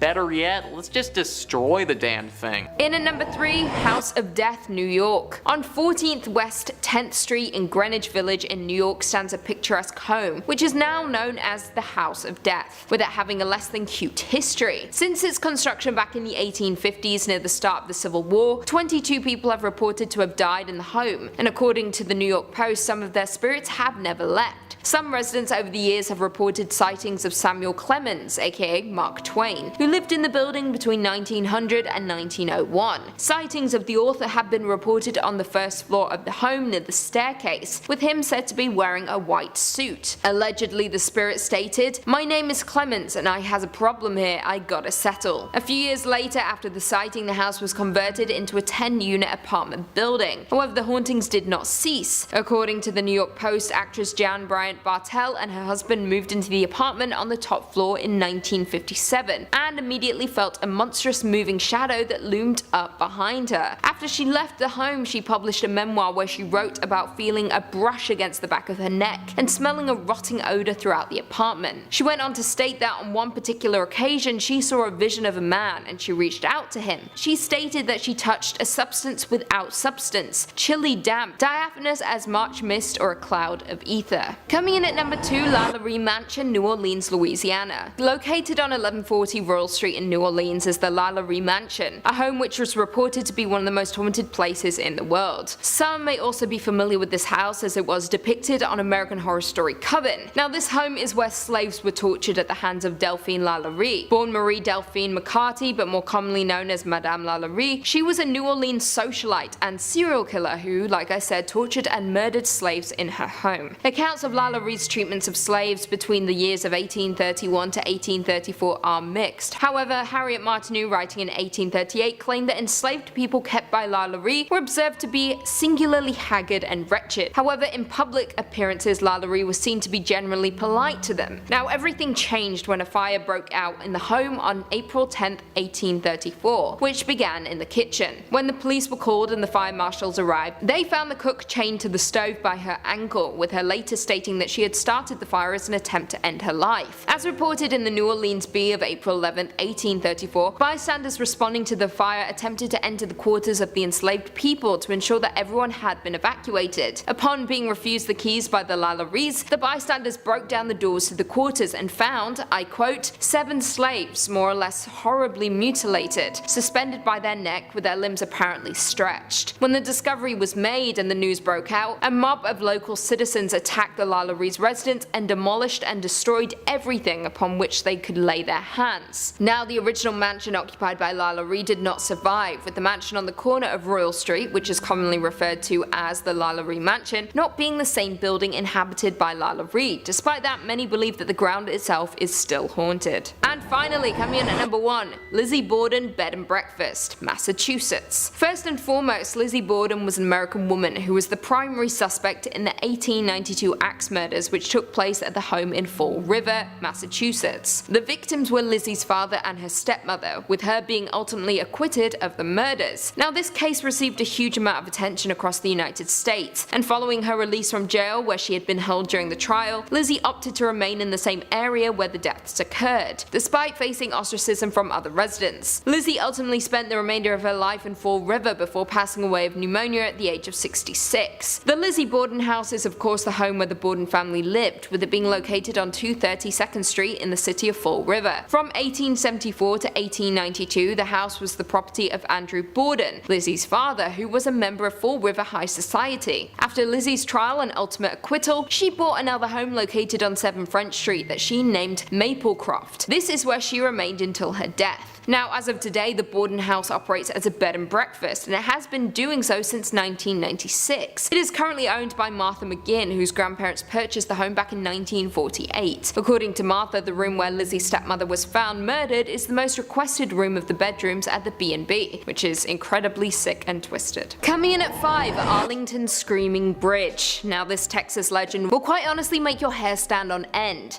Legend has it that one full night more than 50 years ago, several teens were carpooling home after their high school football game. Still riled up over the victory, driving responsibly definitely wasn't of utmost importance to the young teens. The bridge running through Arlington's River Legacy Park was just wide enough for one car at a time. You can probably guess where this is going. The teens hooting and hollering drowned out all the noise, like that of a vehicle that had no working headlights. The cars collided head-on before erupting in a fiery explosion and plunging into the waters below. Nobody survived. The bridge is now closed to vehicular traffic, with the site only accessed on foot. However, it now has a new name gifted to it by locals, Screaming Bridge, a name which was coined after the first brave souls went exploring along the bridge and experienced events that can only be explained by the supernatural. Legend has it, if you stand on the bridge and gaze into the river below, you'll see a tombstone for each of the deceased with their names, date of birth, and death. Visit at midnight on the anniversary and you'll hear 2 cars screeching towards each other before colliding. Coming in at 4, the nurse at Bexar County Hospital. If you ever find yourself in Texas, whatever you do not find yourself at the dilapidated Bexar County Hospital, because it is supposedly housing the spirit based on an American serial killer called Janine Jones. Now, the real-life killer is responsible for the deaths of up to 60 infants and children in her care as a licensed vocational nurse during the 1970s and 1980s. In 1994, she was convicted of murder and was sentenced to 99 years in prison with triple credit. Now, the legend of the nurse at Bexar County Hospital is similar treading, with legend stating that a murderous spirit used to wander the halls killing patients in order of their room number, first 201, then 202, 203, 204. It began in one ward where patients all began asking about one particular nurse. However, when the staff checked the security camera, they found the patients speaking to seemingly no one.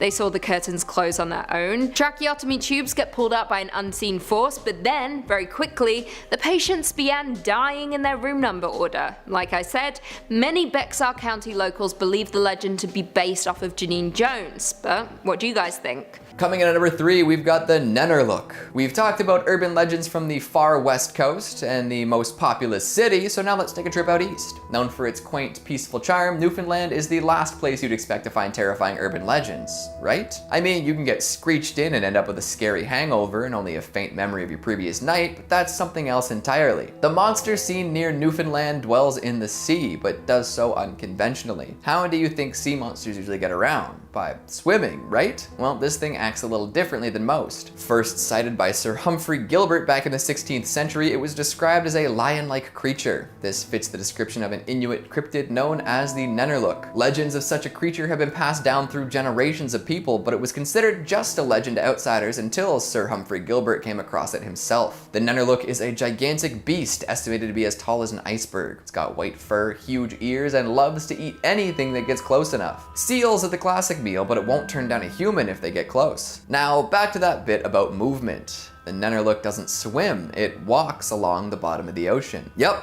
not the most efficient way to get around, but it gets the job done. Imagine watching a gigantic beast just walk out of the sea towards you. This is also the reason why people say that it's not really ever seen away from shore. It makes sense considering how deep the ocean is. But if you ever spot a little antenna poking out of the water, it's time to get a move on. And if you ever hear a deafening roar, it's probably too late. Coming in at number 2, we've got the Cabbagetown Tunnel Monster. We'll return to Toronto for a moment, you know, because of the urban qualities of these legends. Get it? Well, every tunnel system has its fair share of legends, and the Cabbagetown Tunnel is no exception. I'm surprised nobody's gone back and tried to get footage of this strange creature. Back in the 70s, a kitten ran away from home. While searching for his lost feline, a man came across a tunnel in Cabbagetown. Thinking that the kitten might have run in here to hide, he descended down into the abyss. Scanning the darkness for any sign of the little animal, he noticed some motion off to the side. Thinking it might be what he was looking for, the man pointed his flashlight at the movement and saw something he was definitely not expecting, neither cute nor cuddly. He claims to have seen a monkey-like creature with glowing orange eyes standing at half the height of a man covered in gray fur. If that horrible sight wasn't enough, listen to this. The man froze up and kept his light trained on the monster. The monster didn't like this much and told the man in an awful, trembling voice, "Go away. Go away." And guess what the man did next? He hightailed it out of there and didn't look back. This story made its way around for a while, but nobody ever properly looked into it. That is, until a year later. The man's friend had convinced him to share his story, so he went to the Toronto Sun with the scoop. A reporter accompanied him back to the tunnel, and they both scoured the inside. Looking around, they didn't find any evidence of a monster, but they did discover the remains of a cat. Some speculate that the tunnel leads to a point in the Toronto sewer system, and others have different ideas. Either way, nobody has seen the Cabbagetown sewer monster since. Would you go looking? Finally, at number 1, we've got the ghost ship of Northumberland Strait. Heading back east for a moment, let's consider the Northumberland Strait. This is a body of water that separates Prince Edward Island from Nova Scotia and New Brunswick. It's said that there is a ghost ship that sails upon the strait, more often than not totally engulfed in flame. The legend dates back over 200 years and always seems to play out the same way. Folks on land will look out to see a beautiful schooner with pure white sails. As they look on, these sails will catch fire and the whole ship starts burning. Often people will head out on rescue missions only to find that there was never a ship to begin with. Legend says that the ship will only appear before a northeast wind, predicting a storm. So where does this ghost ship come from, and why does it always come back? Well, some people believe that the ship was captained by a pirate who made a deal with the devil. The ship had been fired upon and was burning fast. He wanted his treasure hidden and protected, so he signed the pact and sealed his fate. Now he and his crew are doomed to sail forever on this perpetually burning ship. Yikes. Now, skeptics will tell you that the ghost ship is simply a mirage, but if that were the case, then how do they explain the flames? How very Canadian, eh? I'm glad my homeland has some legends that can stack up against the big ones from other nations. Coming in at number 5, we've got Ogopogo. Let's start with a famous one. Move over, Nessie. We've got a Canadian sea cryptid to discuss. If you've ever been to British Columbia, you'll know that there are plenty of mountains and lakes to explore. One of the more well-known ones, both for its picturesque qualities and supposed housing of a monster, is Lake Okanagan. Situated in Kelowna, this lake is famous for its vacation-friendly beaches. But if you head out looking for a relaxing day on the water, you might meet up with a strange beast. Sightings of the Ogopogo date back to 1972, but indigenous legends have been telling tales of the creature for much longer. It's described as a long, slender creature with many humps and a horse head that peeks out of the lake during thunderstorms. Sound familiar? While not nearly as famous, Ogopogo is quite similar to Nessie when you get down to it. Both are aquatic, hard to find, and attract all sorts of cryptid hunters. All sorts of folks have claimed to see Ogopogo swimming around, popping its head out of the water from time to time. Photos and videos are common, but none are really verifiable or convincing. Thankfully, the creature seems to be relatively friendly. For all these sightings and rumors, there haven't been too many claims of violence or aggression from the lake-dwelling beast. In fact, it's actually quite well liked by everyone. In the 90s, the Canadian government commissioned a postage stamp in honor of Ogopogo. Way to go. Skeptics all have their explanations for what it might actually be, with one prevalent idea claiming that it's actually a primitive whale that only comes out during calmer seasons. Regardless of whether it's real or not, what's more fun to say in the end, Nessie or Ogopogo? I'll let you guys decide. Coming in at number 4, we've got the University of Toronto Phantom Worker. If a film is being shot in Toronto, you're more than likely going to catch a glimpse of U of T's campus. The school's buildings are ornate and beautiful, perfect for giving a scholarly feel to any scene. A lot of the buildings have facades that date back to the early 19th century, giving them a timeless feel. Of course, with any buildings that have been around so long, there will be ghost stories. Back in the 1920s, U of T built a Gothic memorial to honor students who had died during the First World War. During construction, erection of this elaborate memorial, many workers were hired to help out. Legend says that one of the workers fell from the tower while polishing the bells, a true Hunchback of Notre Dame moment. Ever since that fateful incident, students and faculty alike have claimed to see the ghost of the worker wandering around campus. Some even claim that there have been ghostly apparitions falling from the tower. Folks who don't know the legend will run to see if the poor fellow is okay, but never find a body. So much for being a good Samaritan. There are many other ghost stories surrounding the university as well, but none so stomach-dropping. Stonemasons with murderous qualities, little girls lost in planetariums, and a baker who managed to trap his mistress inside a secret room. The stories are real, but are the ghosts still haunting the campus? I suppose you'll have to pay the institution a visit and find out. Just try not to get roped into paying tuition, alright? That's scarier than any ghost story. Coming in at 3, Summit Elementary School. In Amarillo, Texas, there's a haunting legend surrounding a closed and abandoned school that everyone avoids.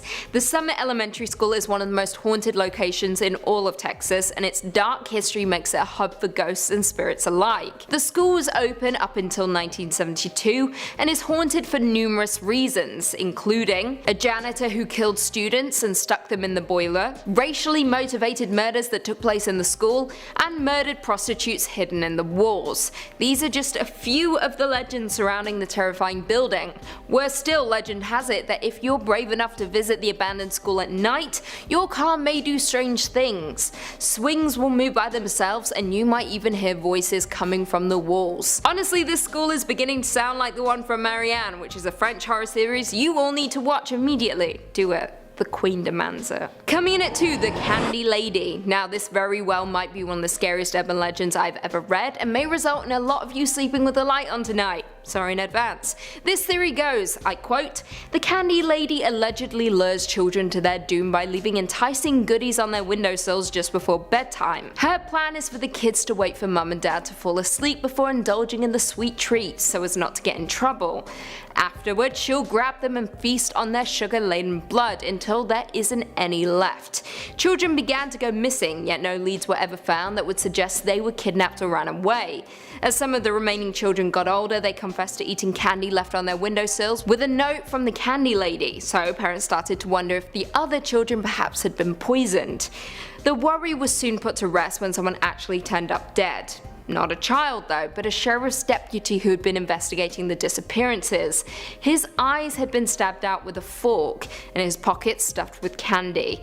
A farmer also found a child-sized set of teeth inside a candy wrapper one morning while tending to his fields. Very creepy. The legend still remains in Texas, and whenever children go missing, people are very quick to blame the Candy Lady. And finally coming in at number 1, Black-Eyed Children. Black-Eyed Children or Black-Eyed Kids are a contemporary legend of supposed paranormal creatures that resemble children between the ages of 6 and 16 with pale skin and black eyes who are reportedly seen hitchhiking or are encountered on doorsteps of residential homes. Now, children are creepy already. They say strange things, and their innocence allows them to breach the barrier between the living and the dead that we jaded adults just don't possess. However, the Black-Eyed Children legend is one for the history books and is downright terrifying. In the late 90s, a journalist named Brian Bethel was working in his town of Abilene, Texas, when he encountered something he'll never forget. He was parked outside a movie theater when 2 children knocked on his window. Brian couldn't quite understand why, but he was completely overcome with fear at the sight of them. He rolled down the window regardless, and the kids asked him for a ride back to their home so that they could get cash for the movie. His fear, however, made him hesitate, but the children were persistent. They then began to say some weird things, like, "We're not armed" or anything. Brian looked back at the kids and noticed how their eyes had turned pitch black.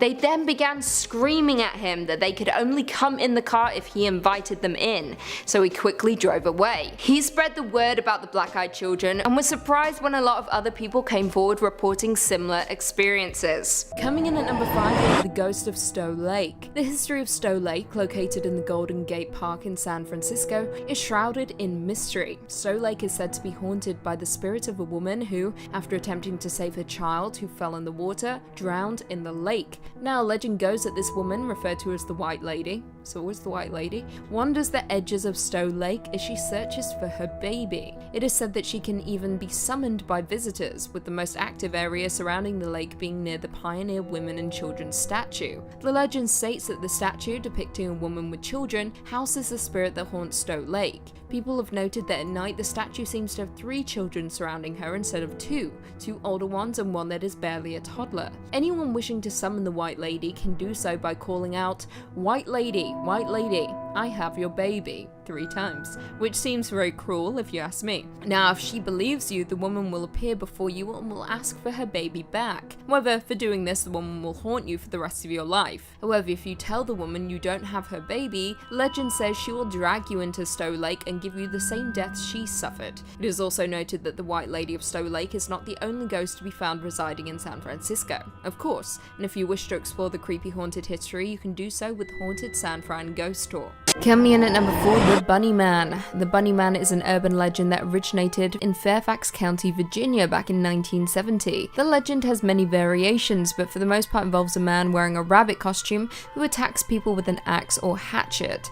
Most of the stories occur around Colchester Overpass, a southern railway overpass spanning Colchester Road near Clifton, Virginia, sometimes referred to as Bunny Man Bridge. In the tale, an escaped mental patient takes to gutting bunnies and hanging them from the bridge, but later escalated to the madman hanging teens in a similar manner. However, the legend is based out of reality. Following extensive research into the Bunny Man, the legend was linked to 2 cases of a man in rabbit costumes threatening people with an axe, with the vandalism reports occurring 10 days apart in 1970 in Burke, Virginia. The first incident occurred on the night of October 19, 1970 by US Air Force Academy cadet Robert Bennett and his fiancée, who were visiting relatives in Burke. While returning from a football game that evening, they reportedly parked their car in a field to visit an uncle who lived across the street. As they sat in the car, they noticed something moving outside the rear window. Moments later, the front passenger window smashed and there stood a figure in a bunny costume. As they drove away, the couple discovered a hatchet on the car floor. The second reported sighting occurred on the night of October 29, 1970, when construction security guard Paul Phillips approached a man standing on a porch of a home on Guinea Road. The man was wearing a white bunny costume and appeared to be around 20 years old. According to Paul, the man stated, I quote, "You are trespassing. If you come any closer, I'll chop off your head." Now, while neither incidents resulted in death or disembowelment, the thought of an adult in a bunny costume wielding a hatchet is absolutely terrifying. Coming in at number 3, we have Polybius. Polybius is an urban legend that emerged back in the early 2000s, with it concerning a supposedly fictitious arcade game called Polybius. The legend describes the game as part of a government-run crowdsourced psychology experiment which was based in Portland during 1981. According to the legend, the game apparently produced intense psychoactive and addictive effects in players, with the machines being said to have been periodically visited by men in black for the purpose of data mining the machines and analysing the effects. Now, while the entire legend doesn't quite hold up, there are some pieces that are actually based in fact. Brian Dunning, host of the Skeptoid podcast, did some digging and discovered that a 12-year-old named Brian Mara had become sickened during a 28-hour marathon video game contest in Portland back in 1981. Just a few short days later, the Portland arcades were raided by federal agents who seized cabinets that were being used for gambling. Add these 2 events and add some fictitious elements and you have the legend of Polybius.